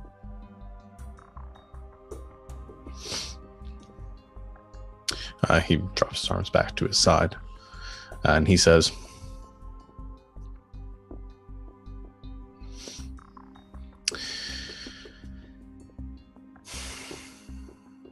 "You are right. The things that I have been told to do have been terrible, and things that I would not have done, given my own free will. But as I said, they were not my decisions to make. I do not pass judgment. I am subservient to those who saved me, who saved my people.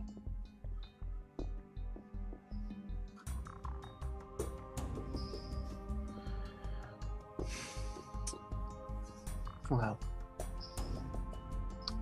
what I have to say to that then is this.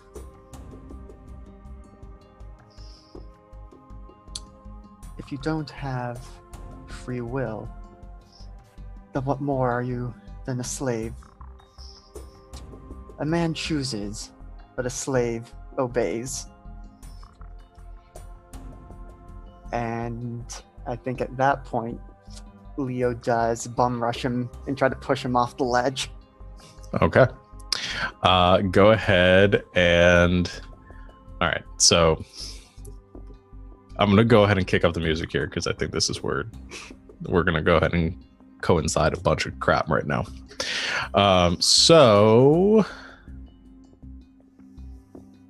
Where's that music? There it goes.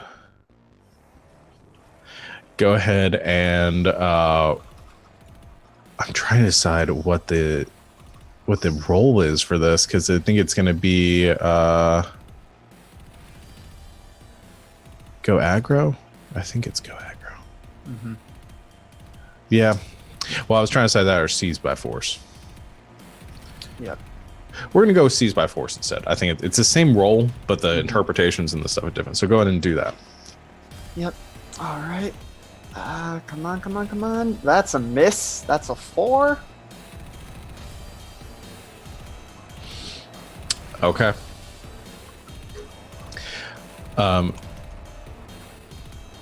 So you get to choose one on the see something by force. Where is... Which is, again, there's some interpretation here that we're going to do. Mm-hmm. Turn off the car noises. I don't know why those are on. Okay. So essentially your choice right now is between you take definite undeniable control of it, or you impress, dismay, or frighten your enemy.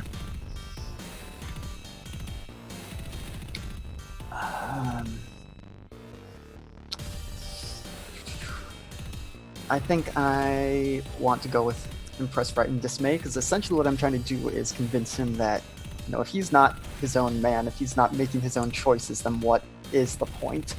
Like, maybe he's basically trying to sow any discord in his thoughts of his devotion to the gods, and if he's not his own man, is he a man? Should he be doing what he's doing? Okay. So I think here's what happens in this moment. I'm going to interpret the miss here because I got to hit you hard with something. Yep. So you rush him towards the banister here, the railing, and as you he has his arms to his side and this look of sort of peace and acceptance as you hit him, and you push into him, and he backs up against the ledge. But there's this moment where you lock eyes with John, not Black Dog, but John is the person, and you see out of his snowblind eyes there is an expression as he's staring out into nothingness, where you see a look of surprise and confusion cross his face. And you see the seed of doubt in that moment as he then reaches and grips the side of the banister and grips onto you as he goes tumbling over backwards.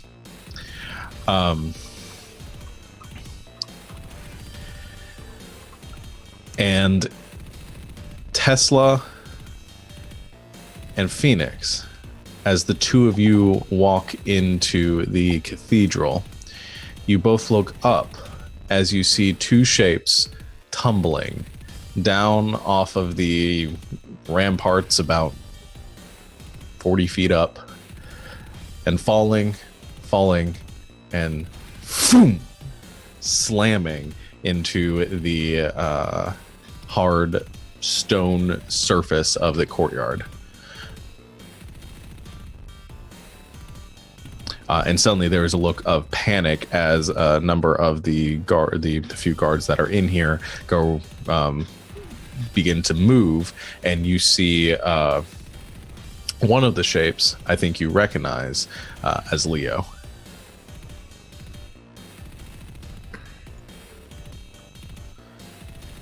And I'm gonna also push a hard move here, because at that same moment, Elijah is walking out of the cathedral.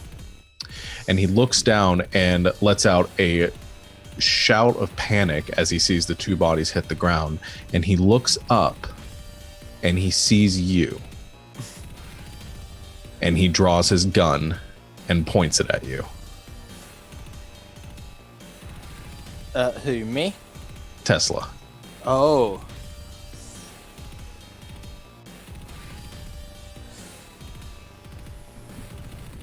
I'm gonna try to shoot first.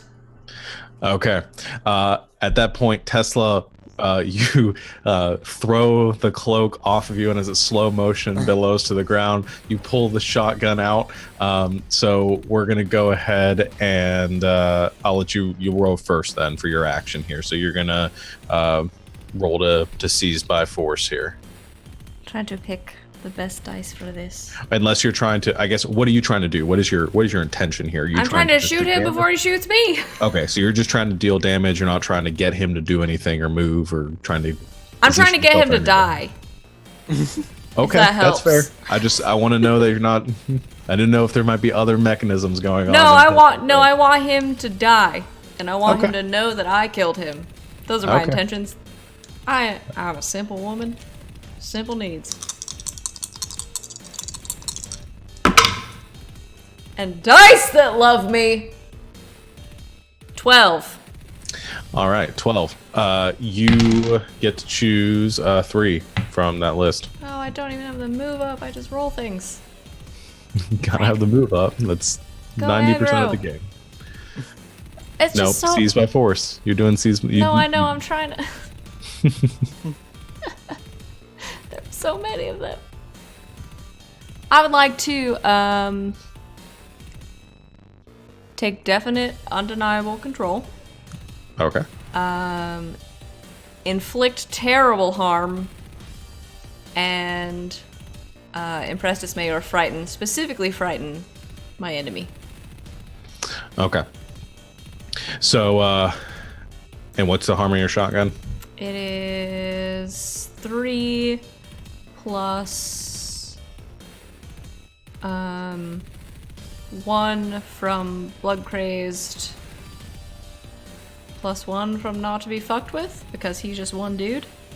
Well, there's a gang here. Okay, not plus 1 then. the small thing here. So 4 4. from the shotgun. Okay. I'm just double checking, but I think it's 4. Okay. Yeah, 4. So here's I think what happens in this situation. So you pull out the shotgun, the cloak falling to the ground. You see Elijah recognize the weapon and begin to skirt around the side as he ducks towards a crowd of a couple of the other guards that are there. He pulls out his gun as they're all drawing their weapons, and they fire in your direction as you were firing on them. So you deal 4 damage. Now, you're at a shotgun at a pretty far range. So what happens is that damage is dispersed pretty well between the clumping of guards that are there and Elijah. There is an explosion as part of the fountain is destroyed, sending a cascade of water down into the courtyard. And the guards that are there with Elijah are peppered with the buckshot, 2 of them dropping to the ground, Elijah taking a hit and spinning, but remaining standing as he continues to fire on you. Now you are going to take the gang is here. You're at the equal size of them, given the nature of you. So I think that would just be 2 harm in this moment. I have 2 armor, so that's you just take the shots, and as you stagger backwards, completely absorbing the impacts. Now Elijah and the rest of them, they are off balance, but they are beginning to regroup. They are firing in your direction. You see some of the guards are at the walls, pulling. They're coming over on your side now and beginning to prepare to fire down. Phoenix, what are you gonna do?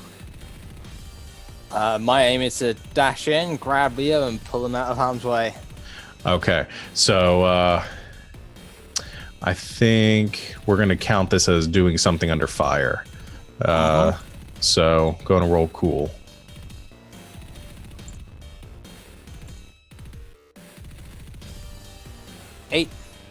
Eight. Okay.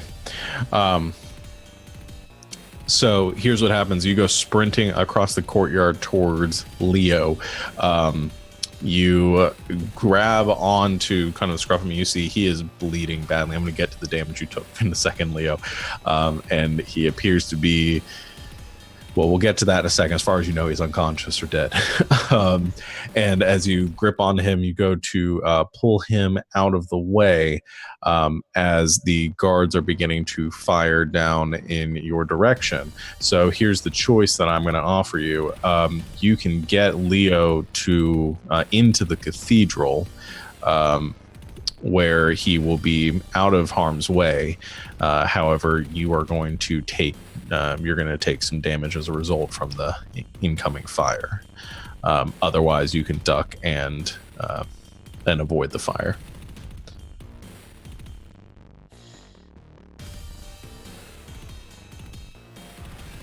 I'll risk it. Gonna try to get him inside. Okay. So they fire upon you, dealing damage. They are dealing... I'm still putting it at 2 damage right now to you.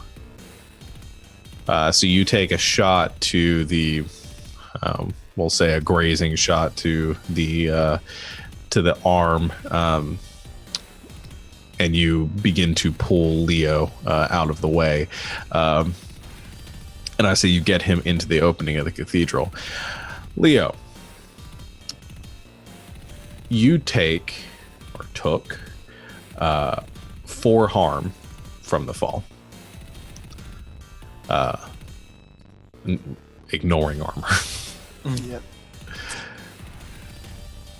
So I'm now at 10 o'clock on the injury. Yeah. scale. And one other thing I'm going to have you do. I'm going to have you do a harm move here. Because that was a significant amount of damage. So go ahead and roll +4. Okay. I'm gonna try clicking the suffer harm thing. I don't know if that's gonna do. It might. I'm not sure. I rolled harm. That's a 12. That's the worst outcome. Great. You want to roll low on this one. So on a 10 plus, the MC gets to choose 1. You're out of action, unconscious, trapped, incoherent, panicked. It's worse than it seemed. Take additional 1 harm, and choose 2 from the 7 and 9 list. I think it's boring to have you unconscious. I think it's also boring to have you just take an additional harm. So I'm going to give you 2 others. So I'm going to say you miss noticing something important, and you lose track of someone or something you're attending to. And those are the 2 moves that I'm using against you at this moment. But you are pulled out of the way, and you actually are still conscious, and you're dazed for a moment. You look up and you see Phoenix kind of dragging you into the cathedral once again. Okay, so remind me what the first move was against me. It was that you miss noticing something important, and then you lose track of someone or something you're attending to. Okay. So the way I kind of want to interpret those is I may not be able to necessarily tell who's friend or foe here. I mean, Tesla's still in her disguise. What I'm going to say is, as far as the MC moves go, just go as normal. I just did something happened, but we're just not going to deal with that until it comes up. Okay. Because I think what I want to try and do now is, I see guards, I see fire, I see, fighting popping off. I think I want to throw my Pain Wave Projector, which is basically a psychic grenade, just into the mix. Okay. What's the roll on that? I don't know if it's a roll. It's one of my brainer gear. Okay. What is it? What is the effect on that? I guess. 1 harm, armor piercing, area, loud, reload, high tech. Goes off like a reusable grenade. Hits everyone but you. Okay. So it is. This would be something we would count this under the seize by force. Essentially, roll. This is just an attack or something, and then you get to do additional damage. So your instinct here is to kind of throw into the mix, and you're just trying to clear out guys that are shooting you at this point. Is that what I'm getting here? Okay. So go ahead and roll plus hard. Yep. Trying to get it at least far enough away to not also hit Phoenix. Yeah. That is an 11. That is real good. So you get to choose 3 on the seize by force table. Okay. Let's see. I think it's going to. I'm gonna go inflict terrible harm, take definite undeniable control, and press dismay and frighten all of them. Because now their brains are all melting. Yeah, I think that's pretty good effect. So how much damage does that bring to total? 2. Okay, and you took the suffer little harm? No, it's 2 with the inflict terrible harm. Okay, so inflict terrible harm, and then you're not doing the suffer little. So, so what's? I'm very hurt, but I also was pulled out of the way. You were pulled out of the way, which I think is going to do something here for this. So, you click the device and you hurl it out to the crowd. As the guards are some of the ones that were outside and came in on the ATVs are beginning to filter in as well, and it goes clattering across the stonework of the courtyard and rolls right up to this group. And as it comes to a slow stop in front of them, it pulses, and then just there's this shockwave. It makes no sound whatsoever, but there's just this distortion to like a heat wave coming off of it for a second, and you watch as this group of 4 or 5 that were coming in, suddenly 3 of them just collapse to the ground without a word, without a sound, and they just fall. And at that point, the ones that are on the walls and the ones that are in visibly begin to take a step back as they see that group just assumingly die with no apparent cause, just blood coming out of their eyes and nose and ears. And the one that survived is in a really bad place too, is just bleeding from pretty much everything on their head. Okay, so at this point, the battle sort of shifting. Everybody's gotten a turn here. So you see the guards that are not fleeing at this point, kind of regrouping. Elijah is gathering the ones that he can. They go rushing across the courtyard, and you're watching as I think Elijah and a couple of them are. No, I'm going to say Elijah and a couple of them are coming towards the group that is in the cathedral right now, kind of making their way inside as Tesla is currently unloading on the rest. And they're intersecting with Phoenix and where Leo are. And then the rest of them are just praying and trying to fire down on Tesla Tacoma. So the ones on the walls are shooting down, trying to give covering fire in your direction, Tesla. So you have a hail of bullets coming at you. What are you doing?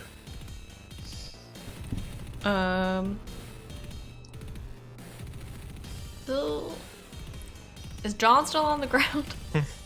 You can't see him from your position. I don't know it's him. No, you don't. You can't see I can't where see he at fell. all. Yeah. I take off running. because I'll give the perspective here. There are a lot of small like shacks and huts and stuff between where you and they were, and Phoenix kind of ducked outside. You can barely see Phoenix and Leo because the steps of the cathedral lead up to an area, so you can kind of see them on a raised platform. But I could see also Elijah run that way, so I take off running towards him. Okay, so I'm trying to get within shotgun range. Okay, so we're gonna have you. So as sort of this repositioning here, we're going to just say that you are. Yeah, I think the do something under fire, unless anybody's doing anything that you see Tesla running. If anyone wants to try to do something to assist her in this moment, but I'm gonna have you roll to do something under fire. Finally, this move I took so long ago. I get to roll hard instead of cool when I act under fire. Battle hardened. 13. That's very high. It's so high. I rolled 2 5s. Okay, and in that case, you just do it. So you go sprinting in the direction, ducking amongst the buildings. You go into a low run as bullet fire and holes just open up in the metal huts around you. You hear the ricocheting of bullets, and the stonework around you is kicked up. Bits of debris and rubble. But you are zigzagging your way between these shacks, and find yourself emerging on the other side just as Elijah and his group are tearing in towards Phoenix and the others, raising their weapons to finish off Phoenix and Leo. What are the two of you doing? I'm gonna try to shoot Elijah in the face. Okay, so go ahead and have you make your roll, and Tesla, I'll get back to you in a second, but this is what's happening simultaneously. 7. 7. So that will be. I think you get to choose 2 from the Seize by Force list.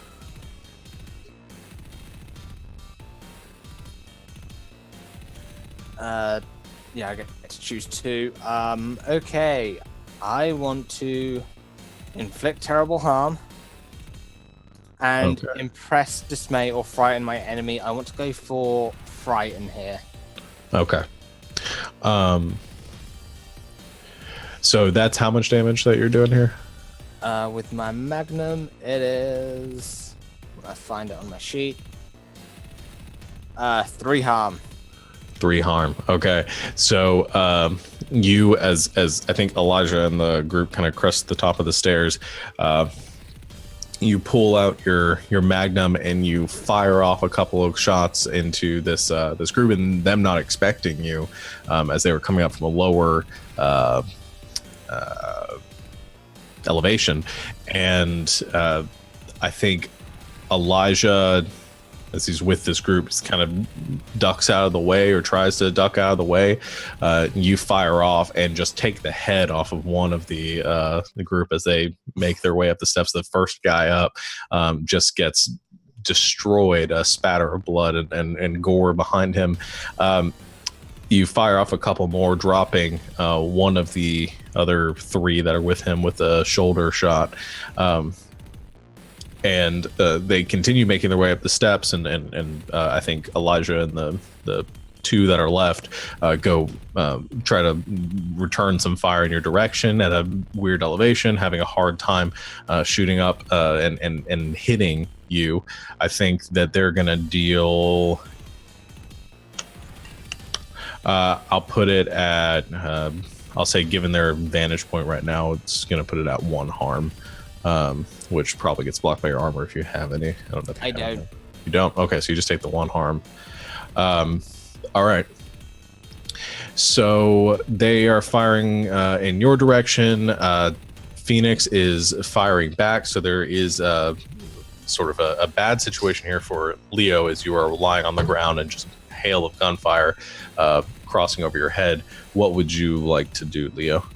Okay, so I have this direct brain whisper projection, which lets me go aggro without going aggro. I don't know if this is a situation where I can, or if I more or less have to do one of the combat things, but this is what I've always been interpreting as the just I melt their brains thing. Okay. So I want to try and melt Elijah's brain, and he just has to be able to see me. We don't need to be able to interact. Okay.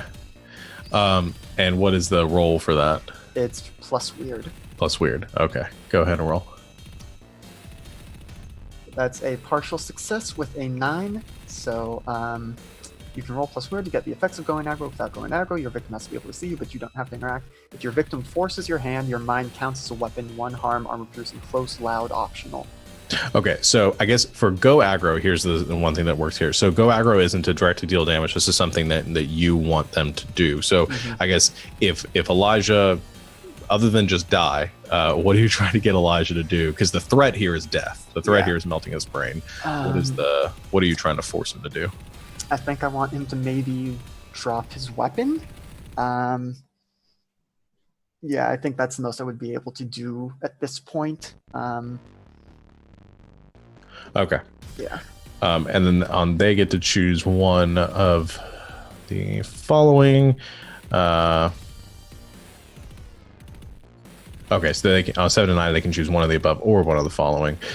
So instead of forcing your hand or caving in,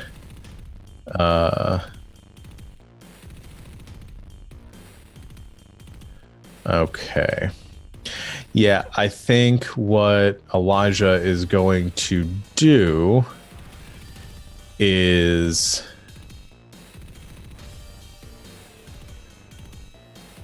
I'm going to go with he's just getting out of the way at this point. So he, instead of seeing Tesla coming up from behind, seeing Phoenix from the front firing, realizing that they put themselves in a really bad position here, I think Elijah just tears off from the others that are with him, sort of rolling off to the side and then ducking behind some of the buildings or the other shacks, similar to what Tesla did, running through them and is trying to get out of the way.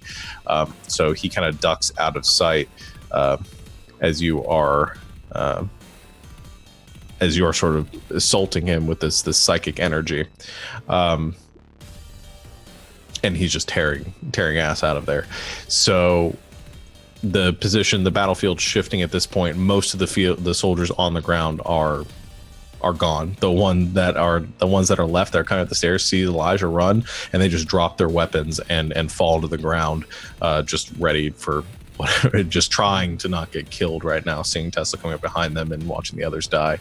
The ones that are up on the ledges are beginning to back off and are making their way across towards the gate where the ladders are that lead down. And I think at this point you also all begin to hear the sound of engines approaching. What do you do? And we'll start back with Tesla. Where am I right now? You are now, you have just bursted through the sort of community, the buildings that surround this fountain in the courtyard here, and you have just emerged from avoiding all the gunfire. And as you're reaching the steps that lead up to the cathedral, you watch as Elijah goes hauling ass out of there, and you see the others drop to the ground and drop their weapons. Good. I'm going to take shotgun in one hand, right? I'm just gonna pull a grenade out of my pocket, grenade in the other hand, right? And sort of step out a little bit, I guess, onto like the stairs of the cathedral. And I'm going to... Oh, I want to chase him so bad. I'm not going to. I'm going to yell out to the general population of the area. And I'm going to ditch the wig also. Okay. So they know who I am. I just remembered I was still wearing it. So I'm going to ditch the wig, pull a grenade out of my pocket, shotgun to the sky, right. Give him to me. And I'm going to call out, to everyone. Give me Black Dog. And you can live, I guess. Okay. I'll say, yeah, I think this is go aggro is probably the most appropriate here.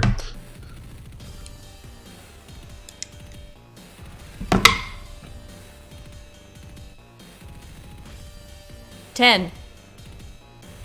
All right.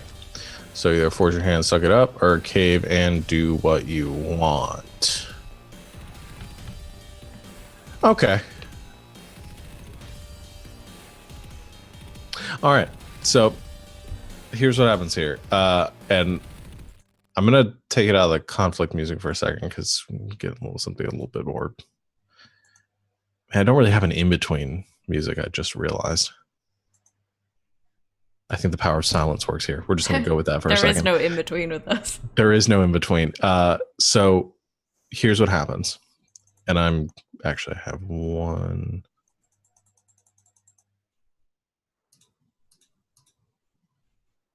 Nope, I don't. We'll just go with this. Okay, so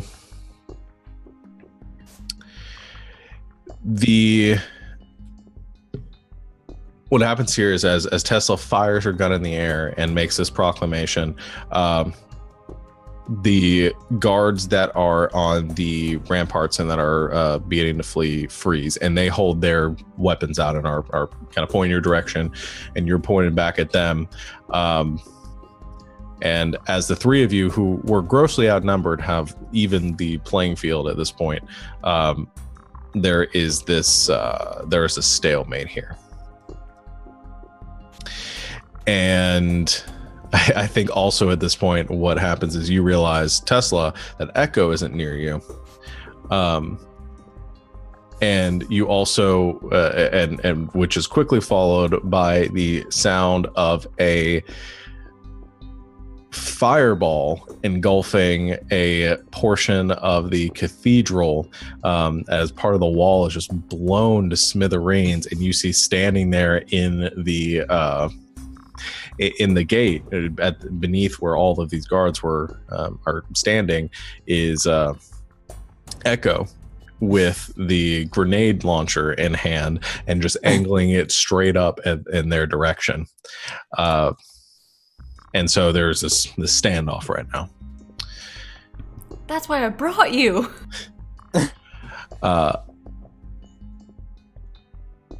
And you hear a voice calling out and says,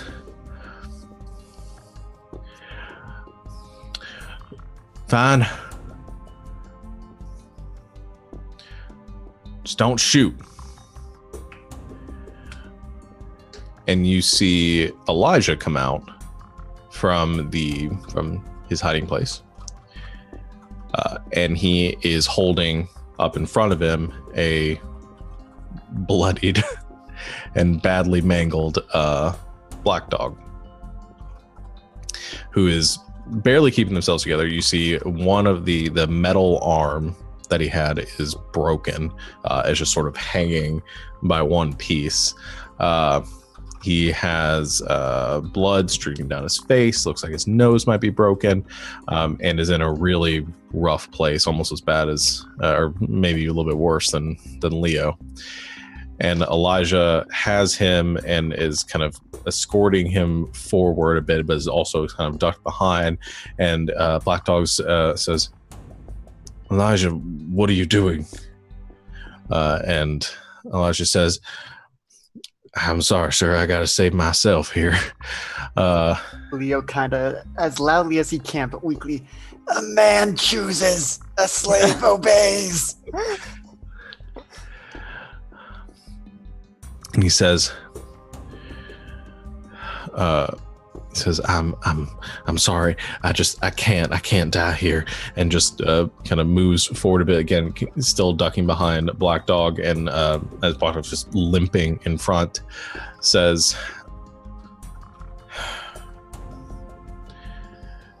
"I understand. and rips himself from Elijah's grasp and takes a weak step forward. Elijah just has his hands up and backs backwards. And Black Dog, kind of looking out in your direction, says, Tesla, is that you?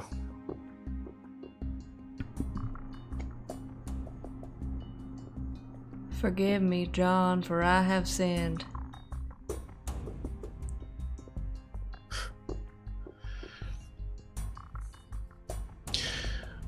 That's very funny. Not what I would have expected from you.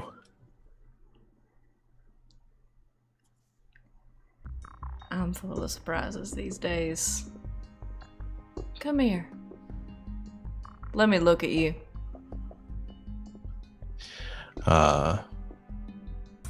Takes a few steps forward, but still staggering to do so. But then stops at the bottom of the stairs. Says, "This is about how far that I can go now." That's all right. Sit down, John.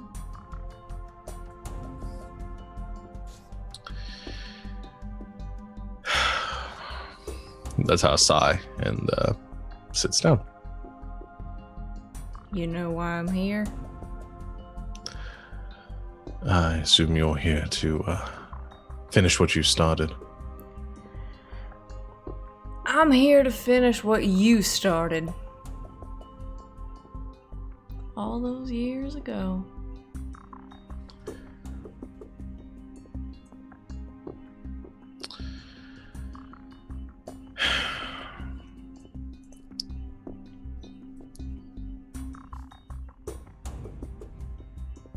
I don't know what it is you want me to say here.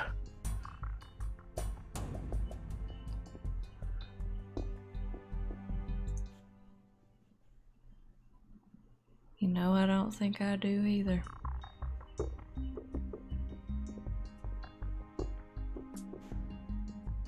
I might have come here a long time ago thinking I would get an apology out of you.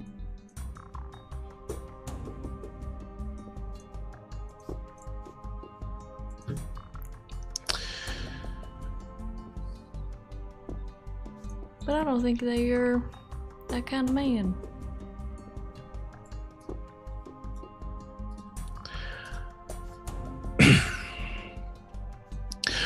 I still don't know what it is that you expect me to apologize for.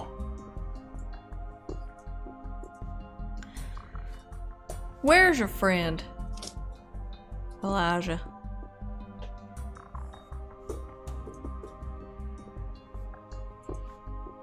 I know you're hiding over there. Elijah's just standing a little bit behind him. Yeah. Come on out. Elijah steps forward with his hands up. Says, "Now, Tesla, I haven't done anything to hurt you." Oh, I know a whole lot of people that would disagree. Sit down.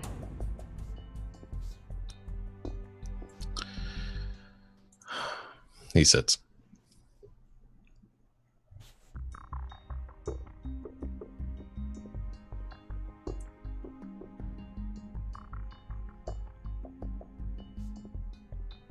John, I'm not here to play games. And I'm not here to make you say anything you don't want to say. But I want everyone here to know what kind of man you are.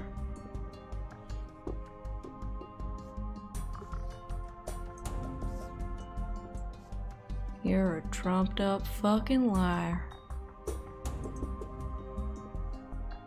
You pretend to be a prophet, you pretend to work miracles, and you pretend to care about the people you take in.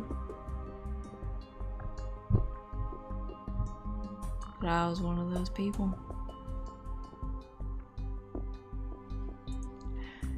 And this, and I'm gonna pull back my hair from where it was all locked up under the wig, I guess. Pull it back. so I can see my ear. Your people did this to me.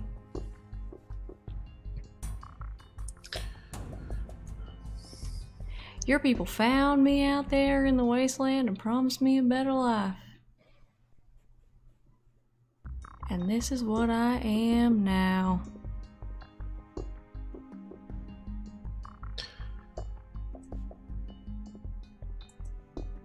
I believe that the one that pulled the trigger is now a member of your community. I don't understand why you hold me responsible for that. It's not my community, it was Solomon's for a long time, but you made him the way he is. You made me the way I am. You raised Tesla Tacoma from a small girl, and now you want to act like, oh, she's a sinner, she's irredeemable, we have nothing to do with her, but you brought me up, John.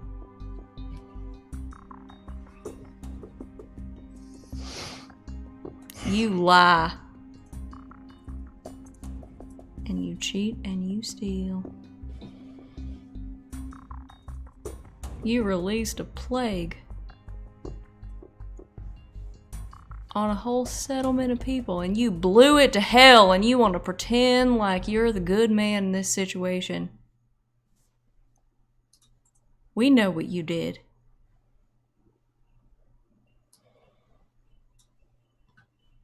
And we know what you'll continue to do. And if anybody in your little paradise here were to disagree with you even a little bit, were to raise their eyebrows at you,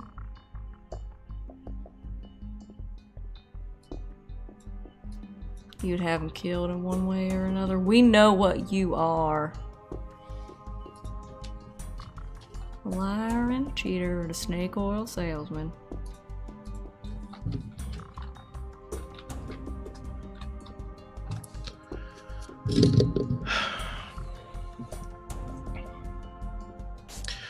I believe you have the wrong idea, Tesla Tacoma.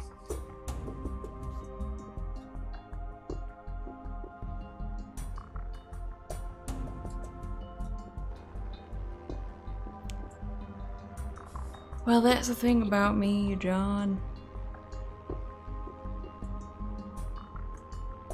I don't give a shit anymore.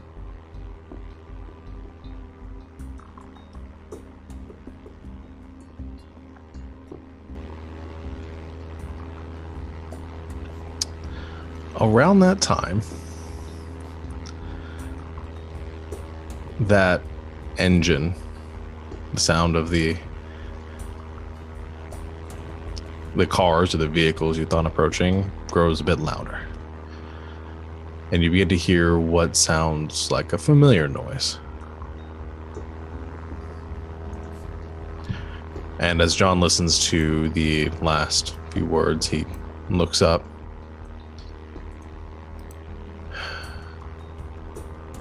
And he says,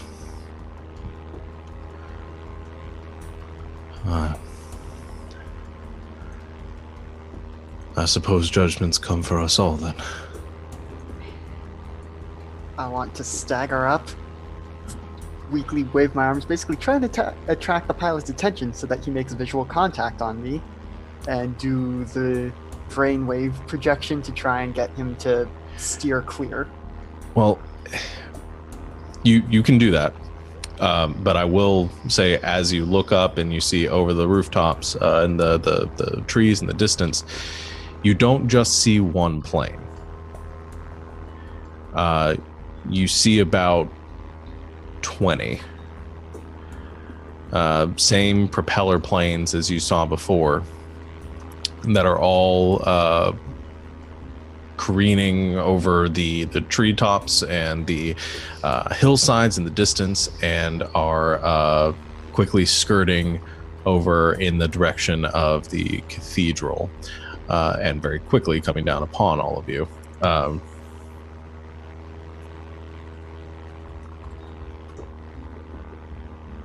I look down at Black Dog. I'm sure you think this is your final revenge. Your vengeance, your holy calling, whatever. I always knew this is where I'd die anyway. And I'm gonna hold up my shotgun and I'd shoot him right in the face. Okay. You put your gun to his head as he's looking up towards the sky, and not seeing the gun, you pull the trigger, and Black Dog falls, presumably dead, to the ground. Elijah backs up in a fright, and he kind of stands up and scatters backwards, looking around. And I just pull my gun out and just, as Elijah's trying to get away, just shoot Elijah. Okay, that's fine. Yeah. And as Elijah's trying to scramble out of sight, you aim your magnum in his direction and fire into his back, and he goes scattering across the ground and falls with a heavy thud onto the pavement. Sorry, I'm not one for talking. This might be where we die. Not if I have anything to say about that. And now I'm going to attempt to exert my will on as many of the pilots as I can and get them to crash into each other. I tell you what, boys, we did it right. Okay. So you're gonna attempt. There's gotta be a range on this thing, but I'll. It just says if the victim can see me. If the victim can see you, okay. Oh no, he wears glasses. He can't see that well. All And right. I'm fairly prominent out in the open. We'll go and roll for it. We'll just see what happens. I'll allow it. Come on, stretching- RNGesus. This is stretching it a bit. Nope, that's a miss. Mm-hmm. Okay. I think you go to use your powers and your head just starts ringing and you feel the blood on your skull from the impact, and you collapse down to the ground, still conscious, but you just feel that reverberation. You probably suffered some head trauma here. Is there a specific effect if you fail this roll? It's just missing on going aggro. Going so, aggro. Be prepared for the worst. You prepare for the worst. So I think here's what happens in that moment. That reverberation, you realize at this moment you can't tap into the maelstrom. That the head trauma is essentially blocking you from being able to use that force. However, as the planes pull overhead, they don't careen down towards you. Death doesn't rain from above. They veer and cut off in two formations, going either way. And you hear, as the sun is beginning to set, the planes cutting off to the east and the west. There is another sound that's following up behind them, and it's a little bit different, a little bassier. Again, not something you're sounding familiar with, but a kind of a sound that the audience would recognize as a helicopter.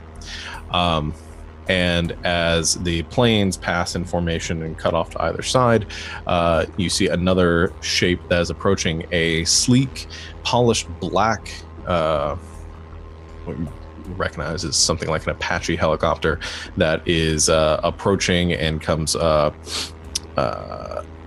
very quickly skirting up from the walls, almost to a point where it is appearing over the wall for the first time, and then begins to circle overhead. And as it eventually kind of comes to a stop, just hovering there in the air, you see the soldiers on the gate quickly begin to drop their weapons and bow. And then a rope is dropped from the helicopter. And you see dropping down one by one a group of women that about four of them, each one hitting the ground, wearing silver, like metal armor kind of fashioned together and welded in haphazard patches, and each one is wearing a equally odd helmet that has these wings that kind of come back from it. And as they land, another figure descends behind them, a broad-shouldered man with a thick black beard, standing probably about 6 feet tall. And he lands behind them, releasing his grip from the rope, and comes forward as the women are flanking to either side. And they fan out, looking at your little your group here and seeing the dead bodies on the ground. And the man steps forward and he says,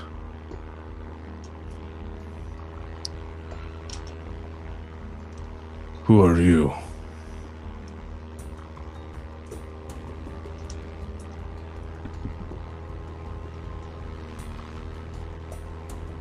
Now leaving. My car's just over there. I'll just try and skedaddle.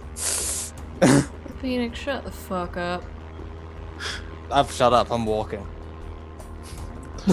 I think with two of the women, they pull long like machetes from their side and go to and interpose themselves between you and them, or between you and the door. And the man doesn't look towards you but says, "You'll stay." I'm sorry, do you presume to tell my people what to do?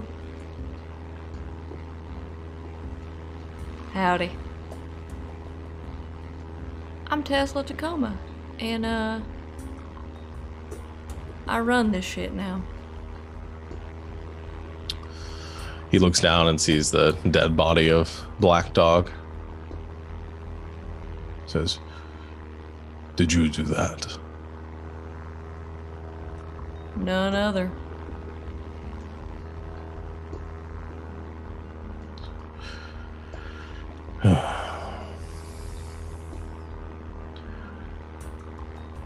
Well, then I suppose you will continue the arrangement.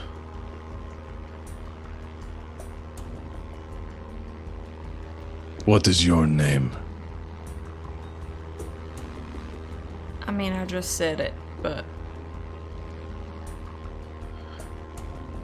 I'm Tesla Tacoma, and I run this shit now.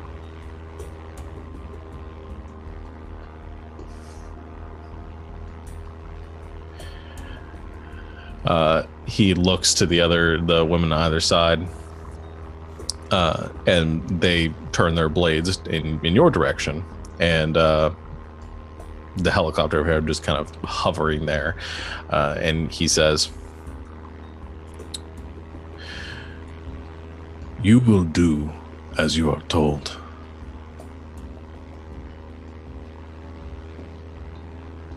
Or you will feel the wrath of Valhalla."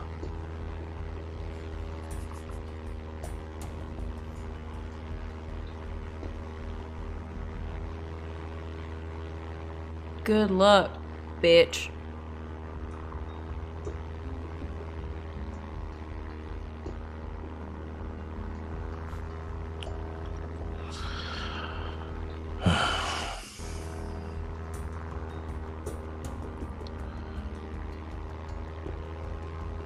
Then you will all die. We'll see you soon, Tesla Tacoma. And he heads back turns on his heel and begins walking back towards the ropes to the helicopter. And I think at that, as that happens, you kind of hear sputtering, and you see Elijah, who just won't die, begin to kind of pull himself up and cough, and he holds out a hand and he goes, "Beholder, please don't leave me here." And the man stops turns, and he looks up at one of the women who, standing behind Elijah, just grips her sword, pulls it up, and stabs down into Elijah's back, who then falls dead. She rips her sword out. She falls behind Balder, and each one grabs on to the ropes on the helicopter, clips themselves on, and pulls. And as the ropes begin to wind back up, pulling them up, the helicopter pulls upwards and begins to disappear out of sight. And as you watch the vehicles, the helicopter disappear into the distance towards the south, and the planes, again, the one group angling off in the direction of Dakota, the other one heading off towards the west, you see this overwhelming sight around you of these machines that you have no earthly knowledge of. We will go ahead and end our session here for tonight. Well done. We're going to go ahead and I'm going to turn off the plane music now. There we go. Okay. Well, you guys stopped Black Dog. Yay. Congratulations. So thank you everyone out there for watching, and the players for playing. Couple of things before we go. Typical announcements, games, such, YouTube, GGameKnights, all that good stuff. I won't reiterate all that because we're tired. But we will not be back for Apocrypha for a little while. I know we just took a long break. Oh yeah, we gotta do the hex thing. I know. Okay, let's do that real quick. So Leopold, you know better than before. I know Phoenix better because despite him, just getting a skill. Who knows Leo better than before?